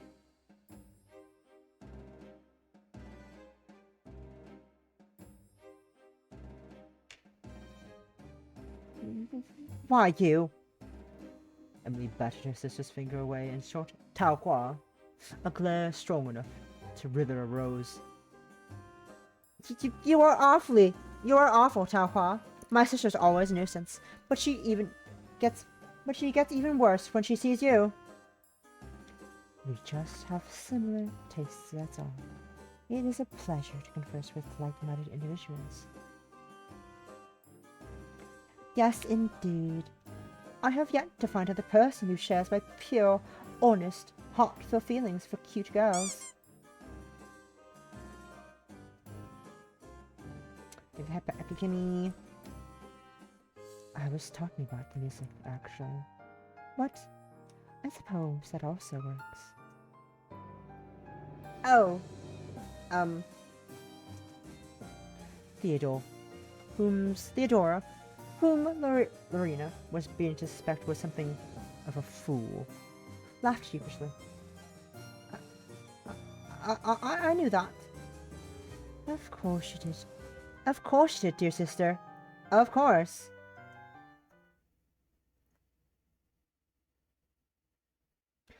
A soft buzz caught the curtain.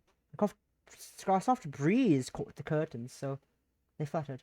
Lorina could see individual particles of dust dancing in the air, flickered like fairies.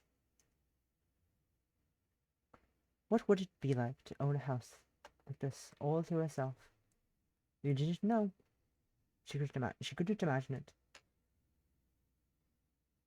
She'd been much too poor for the majority of her life to even contemplate such a thing.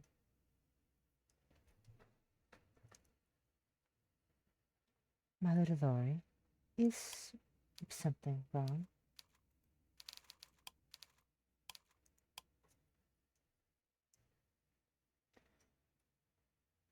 Lorina sighed. I'm fine. If you really were fine, you wouldn't be pulling such a face. What face? Like you've seen a beloved family pet get hit by a carriage. You're reading into it too deeply. I'm fine, I promise. And you're not jealous, are you? Jealous? Of what? I'm not sure.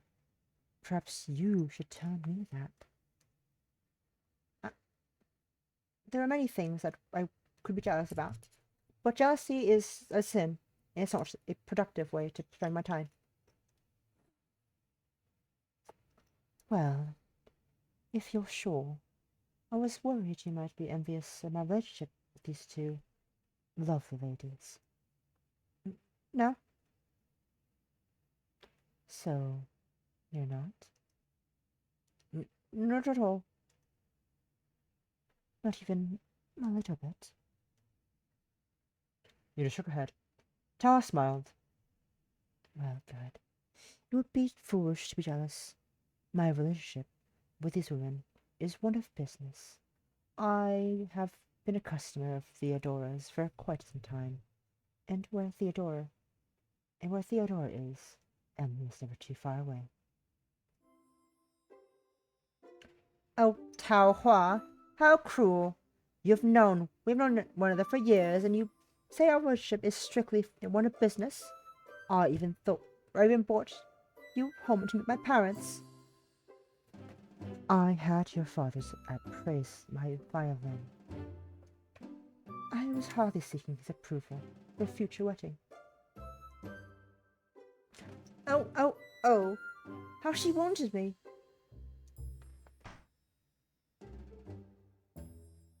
Theodore collapsed back against her chair, one hand held to her quivering bosom. I fear my heart will break. I cannot go on. This world has not been kind to me. Now I must depart. If you do decide to snuff it, would you kindly reimburse me beforehand? I don't pay people for unfinished work.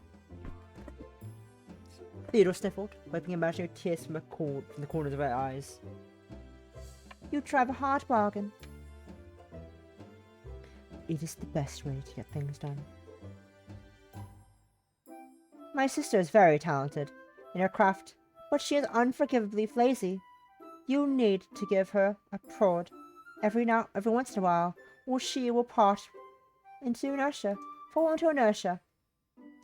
You don't need to prod too hard. Having an adorable little sister around who demands only the finest clothes and ribbons for her is incentive enough to work. TaoHua tapped her fingers against the inside of her arm. It has been a week, Theodora. And I already told you, it will take longer than a week. I know your violin is important to you. You've brought it in for maintenance enough times, and I don't want to rush it. Were you hoping to discover something new by returning here so soon? Not particularly. I just wanted to show off. Show off? I thought my little Lorina might be interested in seeing my violin. It's my pride and joy after all, and I enjoy letting others gaze upon it. You make it sound like something indecent. How is a mother showing off her baby indecent? That would nothing be purer. They can look, but not touch. Indeed. You are the only one other than myself who is permitted to fondle something so precious. And she says our relationship is strictly business. What am I? A strumpet? Sometimes I do wonder. Emmy, are you trying to damage my reputation? You damage it enough. You damage enough already yourself, sister, when you drink too much gin and then start swearing like a sailor. Shh! That's a secret.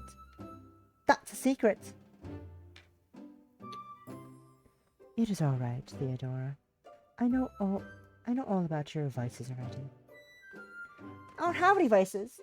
I'm as pure as a driven snow. If you want to discount the gin. And the cursing. She doesn't even go to church every Sunday. How scandalous. Says you. You don't go to church at all. I'm sure our Father up in heaven. Hallowed be his name, etc., etc. Won't mind if I miss a sermon or two here and there. Nobody's perfect. Least of all you.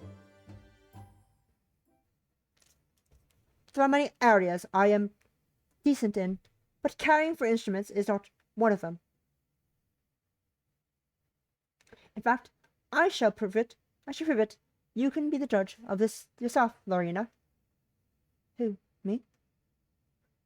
That's right. TaoHua came here to show off her baby, did she not? I'll go and fetch it for her. But, I don't know anything about music. It's fine. You don't need to understand fine art to appreciate it. If you have eyes, you'll see what I mean soon enough.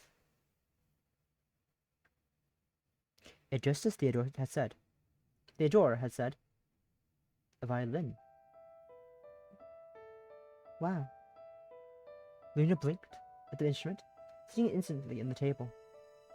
The sunlight streamed in through the open window, playing across the wooden casing, so it shimmered.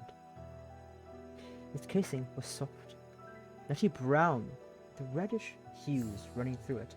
It's contrasted beautifully with the hard black with the ebony neck. Who back mention this? Oh, that person. Commissions for what? Setting. Doll VTuber. For $700. Lovely. Model art, rigging, ready to use files. 3 expressions, sparkle, crying, pouting. Commercial rights for streaming. Free icon art, transparent background. Personalized box design, add-ons, extra expression. Rebridger, extra expression plus 200, plus 20. Rebridger plus 100. Extra rep plus 40. Extra rep plus 30. The priority doll VTubers will be worked on between full body VTubers and anyways. Its casing was a soft, nutty brown, with reddish hues running through it. It contrasted beautifully with the dark black of the ebony neck. The violin was round in shape, soft, almost feminine somehow, and practically seeming to invite caresses from wandering fingertips. It was kind of instrument that begged to be played, even by a clumsy girl like Lorina, who could not have coaxed a single note out of it, let alone soaring a crescendo. Concerto. I'm gonna Google this. Concerto.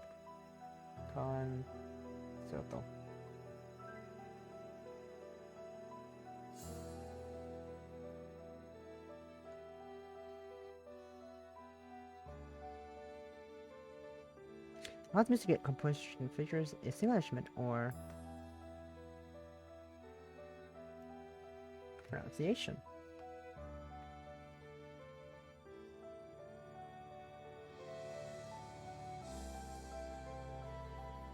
Concerto. Oh, concerto. Concerto. A clumsy girl like Lorina, who could not even coax a single note, let alone a soaring concerto. Though its delicate, hourglass-shaped body was marked here and there with small scratches, it was an undeniable work of art. Luna felt almost humbled to imagine the hands that must have pored over the creation of such a precise, perfect object of beauty almost. How old that TaoHua said it was. More than a century. It was incredible, really, that the instrument had survived for such a long, protracted period of time, practically given how thick the neck looked. It was just like the stem of a flower. Thin, the neck looked. It must have been cared for tenderly. That was probably why the map wood was marked here and there with scuffs. It was not because the violin was unloved. In fact, it was quite the opposite. The violin was scarred precisely because TaoHua cared for it so deeply that she continued to play it. If you love something, you do not simply let it sit in a corner to gather dust.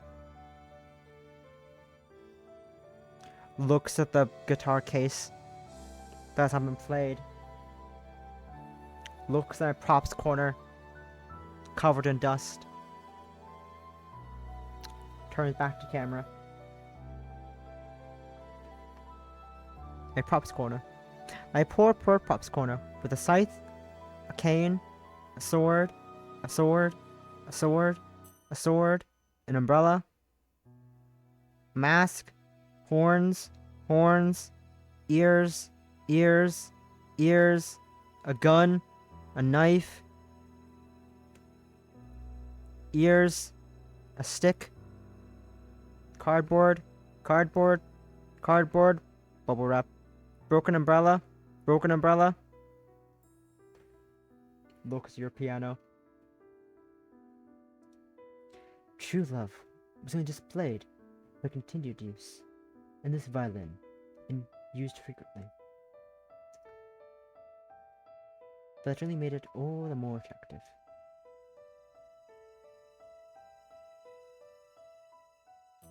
It really is beautiful. Indeed, it is. I knew you would understand my little Lori. It's a true work of art. Any collector would kill to have it in their collection. Literally? Kill? Yes, quite literally. There are few things in life worth committing murder over, but a violin, like this. To end another's life is a jet of crimson for the sake of such a fine specimen. I can understand that perfectly. Emily observed her sister with narrowed eyes. Much like Queen Victoria, she did not look amused.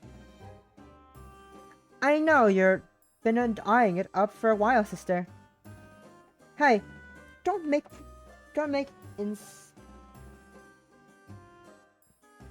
insinuations about my trustworthiness, Emmy. I would never steal an instrument from a client. You better not, Theo, or I would hurt you. I wouldn't. Not. Theodore gulped. Lena had to admit there was something rather troubling about TaoHua's statement. Her wide smile didn't really help. Emily, for her part, remained unmoved by the thought of her sister's impending demise. If you do get hurt, sister, you deserve it. You act like an old man chasing at the ankles of a pretty young lady. Shit. She's so desperate. It's almost endearing. Sister is always desperate. You're the only chit here, you saucebox. You're not very pretty when you're being so obnoxious. Ow. Emily winced as Theodore delivered a swift jab of retribution upon her blonde crown. I'll admit it. I would love to own something so this beautiful, but isn't that natural? We humans live our lives hoping to possess so many beautiful objects as possible. What other purpose is there in life other than to accrue riches? You're not Gilgamesh, sister. You're not Gilgamesh, sister. And I never will be at this rate.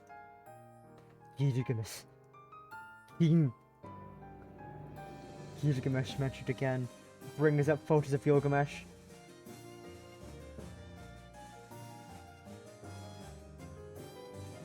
Oh, that's not Gilgamesh. I was like, brings up photo of Gilgamesh. That's not Gilgamesh. That's not Gilgamesh. I thought I still had it as Gilgamesh. No, that's fairy art instead. Great series though. Wrong game.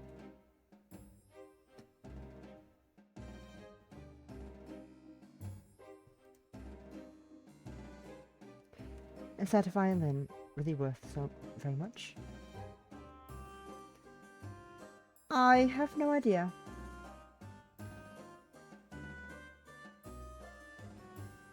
No, I don't.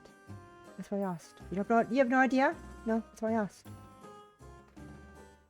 Well, let me put it this way. The group of four glanced back at TaoHua's violin. The sleek, nutty case shimmered as it caught in the dispersed beams of sunlight. I did in fact struggle to say the word dispersed. Dispersed.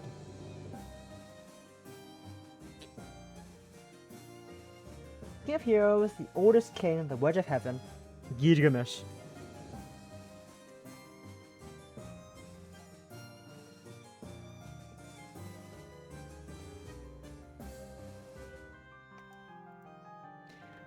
Lorina had thought TaoHua was joking when she called it her baby, now that she could see where such a term of endearment had come from.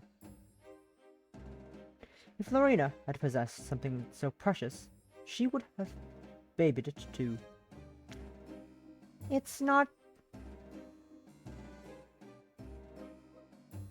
Stradivarius, but it would fetch quite a handsome sum on the market.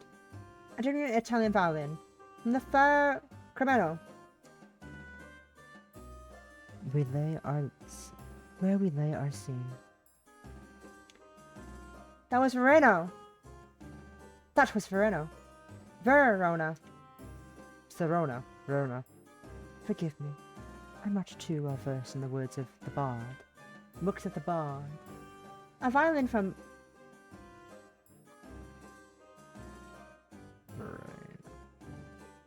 Verona. A violin from Sir Mona, made by a skilled artisan more than a century ago. It's a very desirable piece. In fact, TaoHua asked my father to praise it for her about, maybe about maybe more than a decade ago, I believe. Don't say that, Theodora. You shouldn't treat a lady's age, reveal a lady's age.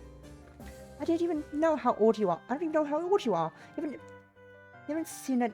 You haven't seen it to age a day. I do like being a mystery. How you had such a violin is a mystery indeed. Father was shocked when he saw it. Nearly fell off his chair. Grandfather too. I don't think it was a coincidence that he keeled over only a scant 2 months after he first met you. Father was a collector in London for a second opinion to ensure his estimations were correct.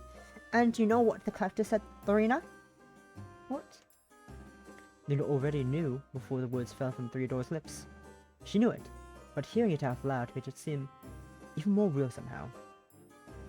Inarguable, but dizzyingly improbable.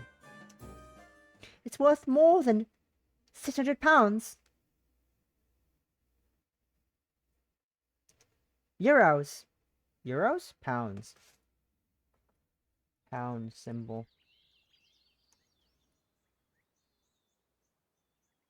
Pounds. £600. I can't believe it. If people want quantity, that's the price they're willing to pay, I suppose. And I only earned £10 per annum. Lorina sighed. Even if I worked until the day I died, I'd never be able to make that much money. Not Not through honest means. That's obscene. It does seem unfair when you place it like that, but that is how commerce works. What are you talking about? That violin is special, unique, a real work of art.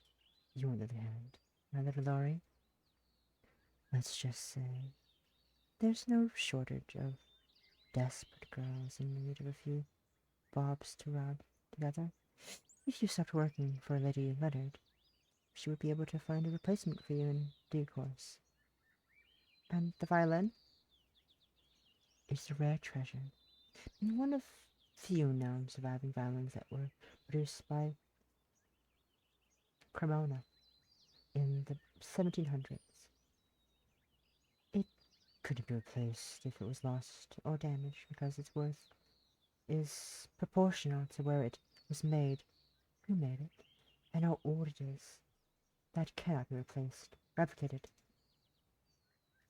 It's nice to know how little I'm worth in comparison to a block of wood. A very pretty, well-crafted block of wood. A block of wood, nonetheless. You're oversimplifying, my dear little Laurie. Don't call me that. You told me that before, but that hasn't stopped me.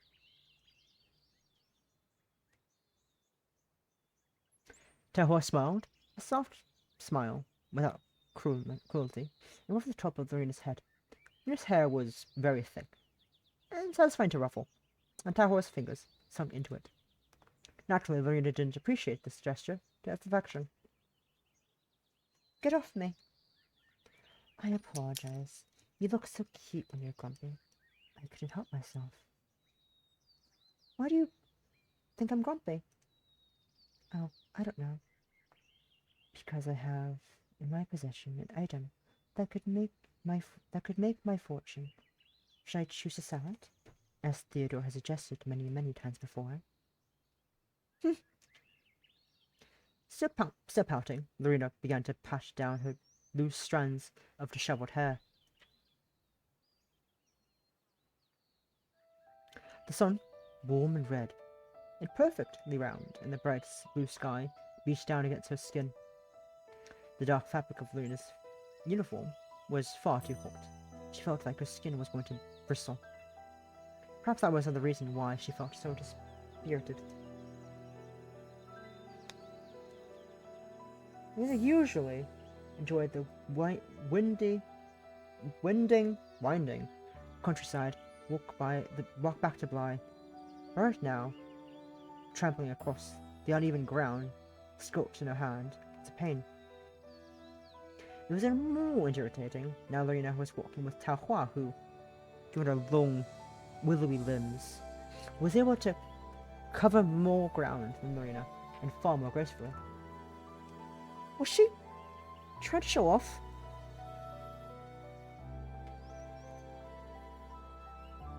Evidently, it wasn't enough that TaoHua had her own private bedroom, and made a sanctum within the halls of unhospitable land she could call her own. She also had a hefty nest egg she could rely on. That violin, Italian, crafted in Cremona. Where on earth did TaoHua come by such a rare find? She'd called it an heirloom, but if a family owned such a thing, they should have been on par with dukes and duchesses. Why then? Was TaoHua working as a maid? Why don't you sell your silly violin? Lorina muttered in muteness under her breath, but she wasn't discreet enough. TaoHua still heard her.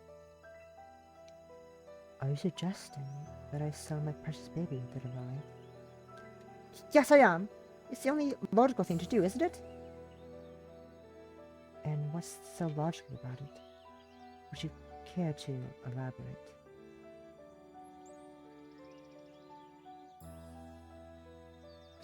I see.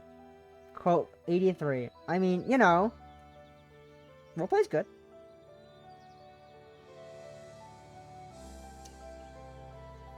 Well, it's obvious.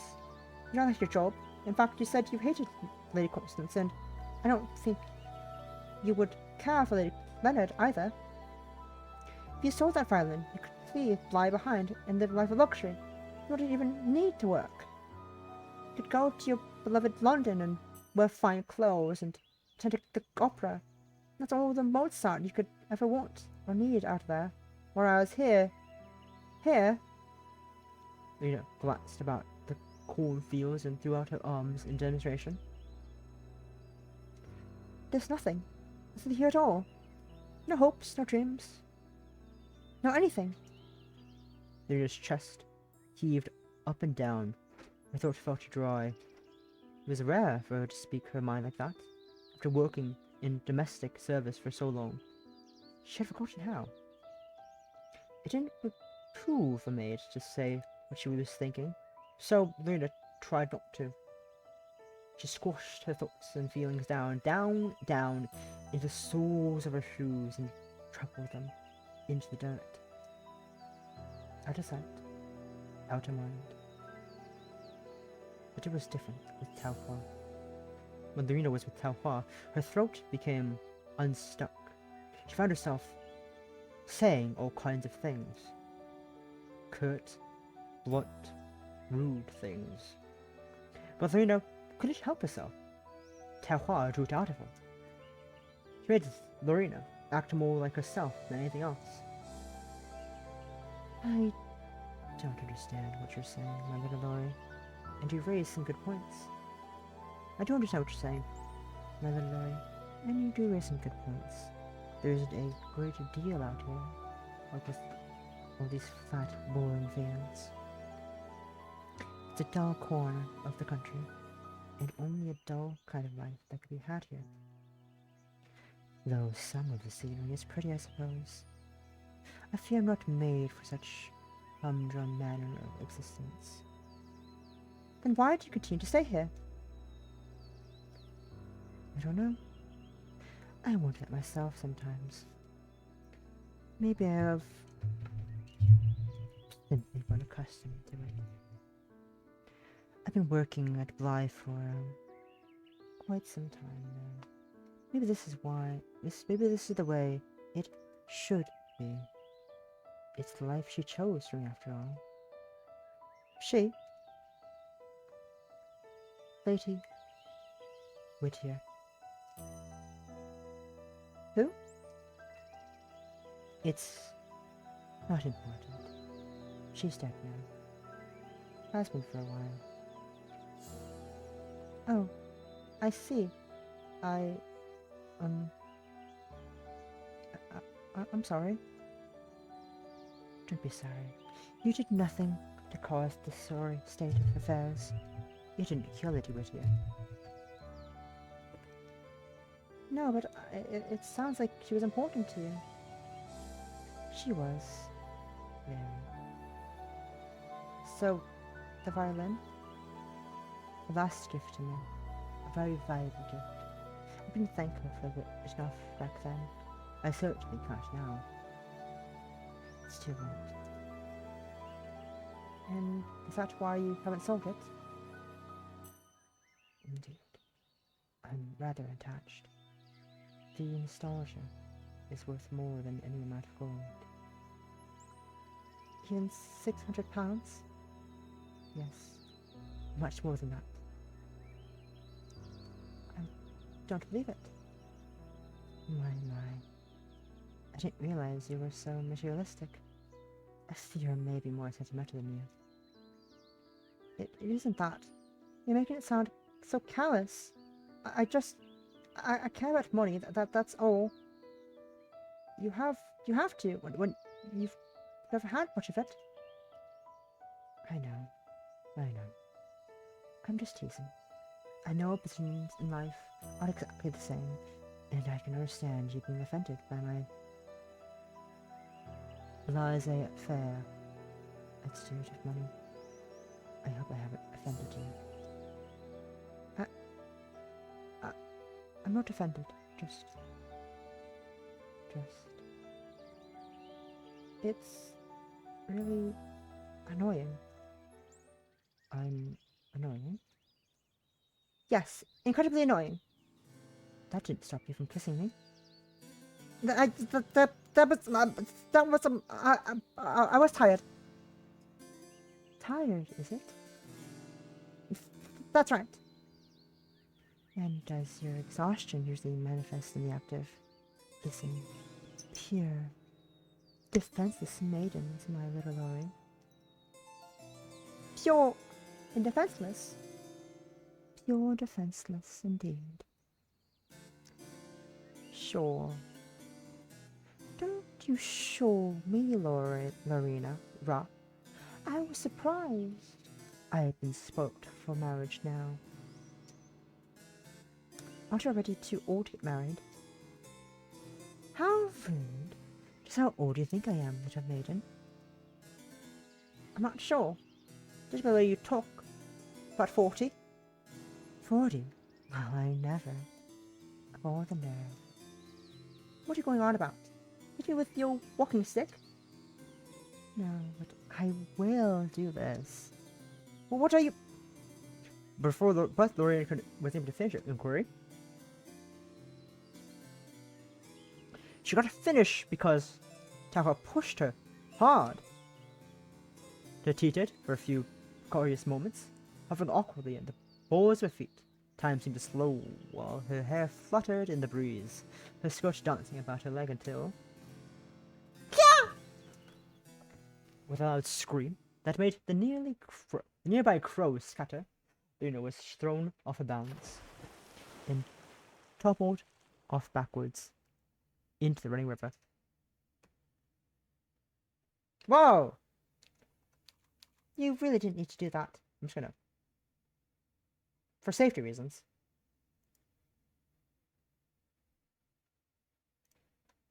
For safety reasons.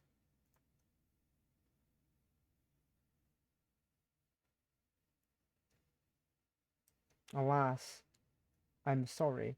It must be done. For safety. For my safety.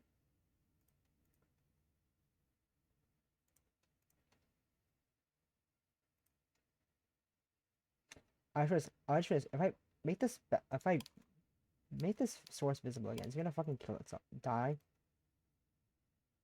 Is he gonna die? It did die. It did die. Good thing I saved before I did that. Okay.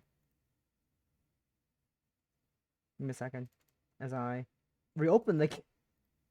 As it fucking dies. Every time I recapture the game for some odd reason. I forgot it did that. It's been a while.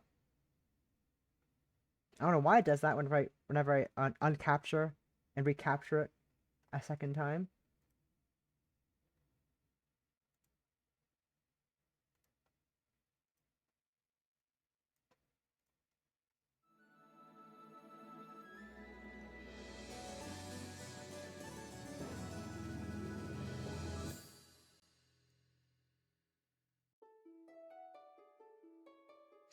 I love how studio mode doesn't fucking work for some reason.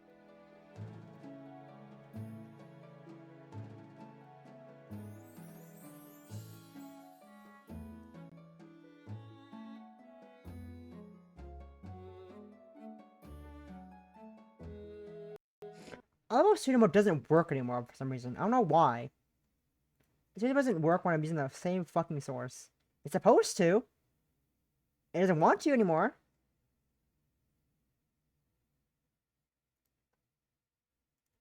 I don't know why it doesn't want to work anymore. It just does not want to. Anyways, that's...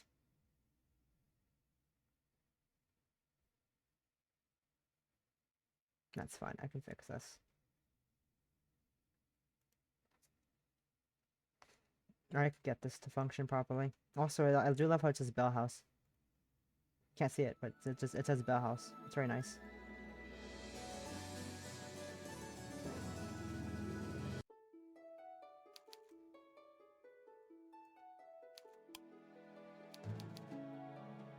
So I'm gonna load this one for a minute.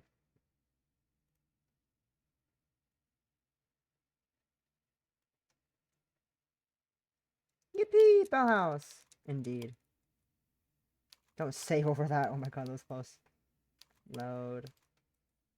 What petals is the chapter title? You really didn't need to do that. Do this. I know, but I am the one who pushed you. I'm taking responsibility. I never asked you to, but I've decided to take responsibility nonetheless. Because I am exceedingly a kind person. I wouldn't be so sure about that. Lorina, I'm both shocked and appalled. Are you doubting my sincerity? Well, oh, she's looking sad. She's a sad expression now. You can't see it, but she's sad. She's sad. I can't show you. Or can I?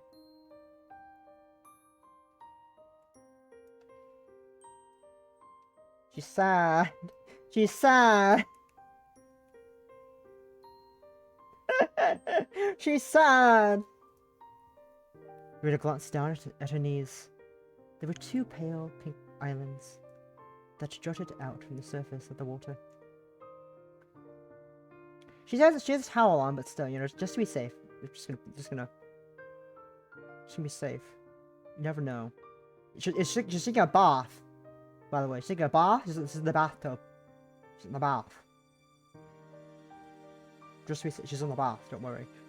She shifted her back, pressed against the cool tub, tin tub. The water about her ripple. Droplets of moisture dripped slowly down her neck. Her fringe stuck against her forehead, damp and moist, and underwhelmingly lukewarm. Whenever Lorina found the time to take a bath, the water was never hot. Lukewarm was about as good as it got. In fact, lukewarm was better than it usually was. That was all thanks to TaoHua. Lorina had tried to protest, albeit feebly, but TaoHua had insisted. In a precise and orderly manner that spoke volumes of TaoHua's experience as a maid, the older woman had lit the fire in the laundry room, retrieved the tin tub from its dull, dusty corner, and filled it with water. The whole process, which was so time-consuming, most servants rarely bothered, had taken TaoHua a scant half-hour. It was a miracle, on par with Jesus multiplying his bread and fish. Did you what now? TaoHua was kneeling on the floor beside Lorina, resting her elbow against the rim of the old rusted tub. Lorina swallowed. You don't need to stare at me.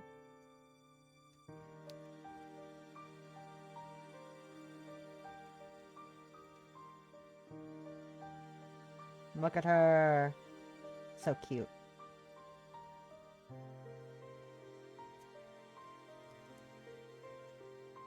I know I don't. But I want to. But why? Because I like looking. I don't think I'm much to look at. Oh, I wouldn't be so sure. But I'm not pretty like my sisters. I've never met your sisters, so I can't judge. Really, compared to them, I'm incredibly average. Beauty is in the eye of the beholder, my little Lori, and Tara raised an eyebrow. I find that rather hard to believe. Lorina, acutely aware of TaoHua's roving eyes, fluttered, flushed, and tried to hide her chest with her arms. Unfortunately, it did the awkward. Why are you like this? Everyone's gonna look at her flush her expression. Look at that, lovely, love her. I already told you. Did your arm move? No, it didn't. I'm seeing things. I already told you. I can't help myself. You should learn. I just won't do staring at other girls like a hungry wolf. You warned me, Larry. I don't stare indiscriminately. I only stare at people I like. Ah. Lorina felt her heart flutter. Her stomach tightened itself up in knots. She directed her gaze downwards at the coral pink islands of her knees. Like me? Of course, silly. And I'd rather think you like me too. You must. And how did you come to that conclusion? Well, I flatter myself that I have a reasonable amount of intelligence. No more than average, perhaps more, well, to the above average. But not to flatter yourself, of course. Of course not. I am simply giving an unblemished, unobscured recounting of the facts. The facts? Mm-hmm. The facts being that you kissed me earlier this week, and you seem to have forgotten all about it. Oh, well, now how else am I supposed to interpret that? You weren't toying with my heart, were you? No, I wasn't. Then you were being serious? I don't know what I was thinking. I wasn't thinking enough, obviously. Let's not talk about what you were thinking. What were you feeling? Before I kissed you? Before, during, after. Whatever takes your fancy. I just want to understand what happened. I want to understand you. Well, what had she felt before the kiss? She couldn't remember. But during the kiss, it felt nice.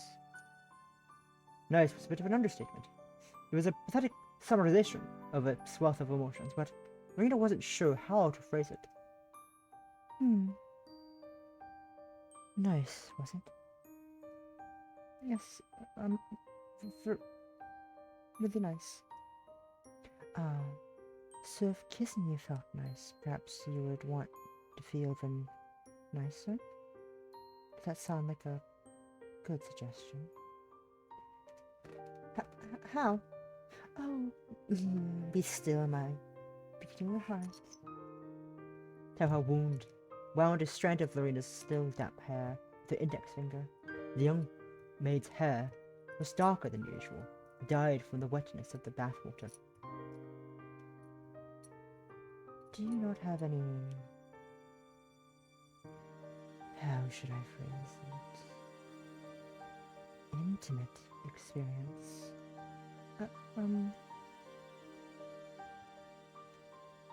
Luna shifted. Her face darkened. All of a sudden, she remembered Arthur Pickering and his unhealthy fixation on her and her eyes and her hair. He told her she had beautiful hair. The memory was enough to make Luna feel ill. Oh, Luna? Noticing Lorina's sudden discomfort, Tara drew her finger back. She glanced at the younger girl, curiously, her eyes tinged with concern. I didn't go too far, did I? No, Luna shook her head. The ghostly memories of Arthur in the library, and his fingers in her hair, fingers against the front of her dress, were gone. She just wanted to think about TaoHua. I suppose. She drew a breath.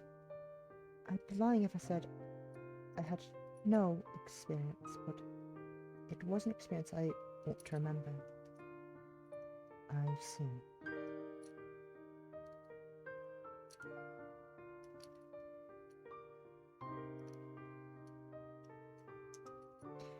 TaoHua nodded, as though she knew. Maybe she did. Everyone else seemed to. Pauline had called Lorina slut. Had she really meant it? Was that what everyone else thought of her? What about TaoHua? But, I've never kissed or kissed anybody else before. Been kissed or kissed anybody else before, not until I kissed you at least. Well, how about this? She leant in close and pressed her lips together. Pressed the lips together for the second time. This kiss was every bit as soft and gentle as the first, and TaoHua's lips did not linger, though Lorina's wished they would. There. TaoHua drew back, smiling proudly to herself. I've stolen your second kiss, too. But, what? Luna's mind was hazy. Nothing quite made sense, but she was still able to eke out a few words of dissent. You didn't say my first kiss. Like I said, I was the one who kissed you. TaoHua waved one hand dismissively. A trivia point. It's not trivial. Then I'll kiss you so much you'll make it so. Also, she has freckles, by the way. It's very cute. They're very cute. They're very cute. I love them. Kiss me however much you want. It won't change the truth. I intend. I haven't even started yet, my little Barney. Then you... His heart pounded harder and harder. It seemed to work not over time. The color of her cheeks a bright cherry red. Can't you do it again? If you won't.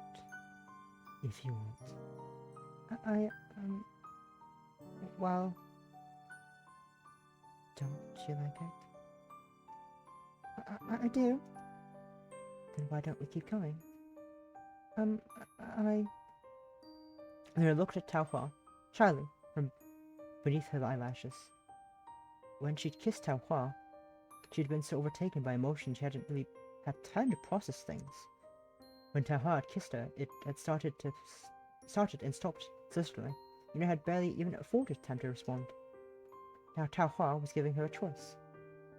She had enough time to really think about what she wanted. Luna could refuse TaoHua's advances, that's all good Christian girl should do. Or she could accept them. What was the harm in accepting? She'd already come this far, so... Maybe I could try it. Just one more time. Just once. TaoHua pouted. Maybe more? Then if you don't mind.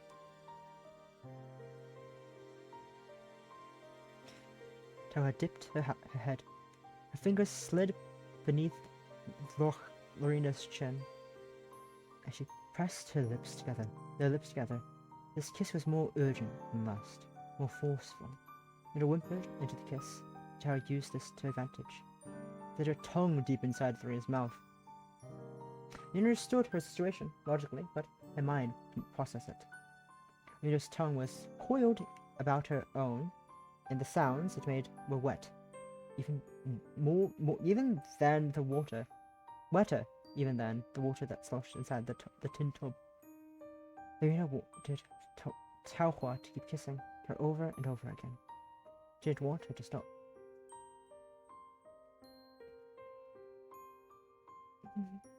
TaoHua, you're so adorable, Lorina. I am? Definitely. You look even more adorable when you're like this. Like what? Your lips are swollen from kisses and your face is all red. I'm fine. If you say so, dear. Luna pouted, but deep down she knew TaoHua was right. She felt short of breath, and no matter how she inhaled, her lungs didn't seem to be filled with enough oxygen. You belong to me, you know? I'm yours? Yes. All mine. When did you decide that? When you let me kiss you? TaoHua. Yes, my little darling. What is it? I want you. To do what? I hardly even know. Just, Luna shuddered. All thoughts of heaven and hell had been driven from her head. At that moment, all she knew was that she wanted TaoHua. She wanted her so badly, it ached.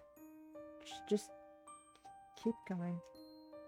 Luna blinked at TaoHua with large, dewy eyes. Her eyelashes trembled. Please? Oh no. How could I deny you when you asked so nicely? Anyways, that's a good place to stop. After they had fun, that feels like a good place to end it, right? Definitely. Oh yeah, that was eventful. That was an eventful night. Eventful little rose tip tea. Yeah, nice little exercise session. They're currently in TaoHua's room right now. So at night. So we'll figure out what happens next week. Maybe next week. Maybe next time. Yeah, that is it for today. A lot happened. A lot of they're really advancing. Adios. They're really advancing, and you know, good for them. These maids are gay. Good. Adios again. These maids are gay. Good for them. Good for them. Yeah, we love that. We love that for them. We love that. And yeah, that was. Things are getting exciting. Yeah, that was fun, I'd say. I'm enjoying that quite a bit. I'm excited to see more. Not just because of the steamy maids, but because their story's interesting. I want to know about TaoHua. She's very pretty. I want to know about her. I want to know more about her. But that is it for today. I hope you have a lovely evening.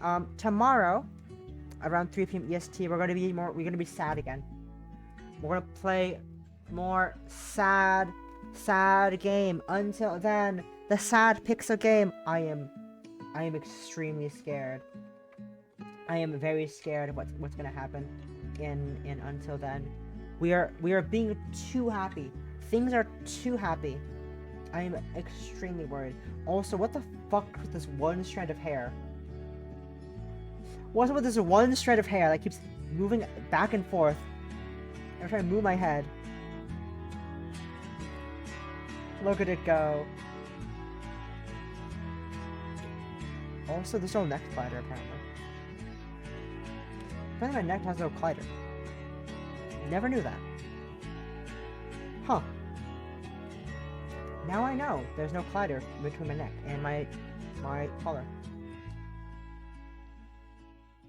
I forgot about that. Anyways, not important. Adios. Not important. That is it for tonight. Let's see who's live. We have the usual suspect, but always good to check around. I see someone playing Maktaku Mo. We have. Any of my friends besides the we're going to use a suspect. As you know, as per normal, we're gonna go say hi to the amazing and lovely pink hair cat girl / Raid Leary. We're gonna say hi to Leary. She's doing the hex. I think she's about almost done the hex. I think I'm not sure how much is left in the hex, but I think she's nearing the end of it probably by now.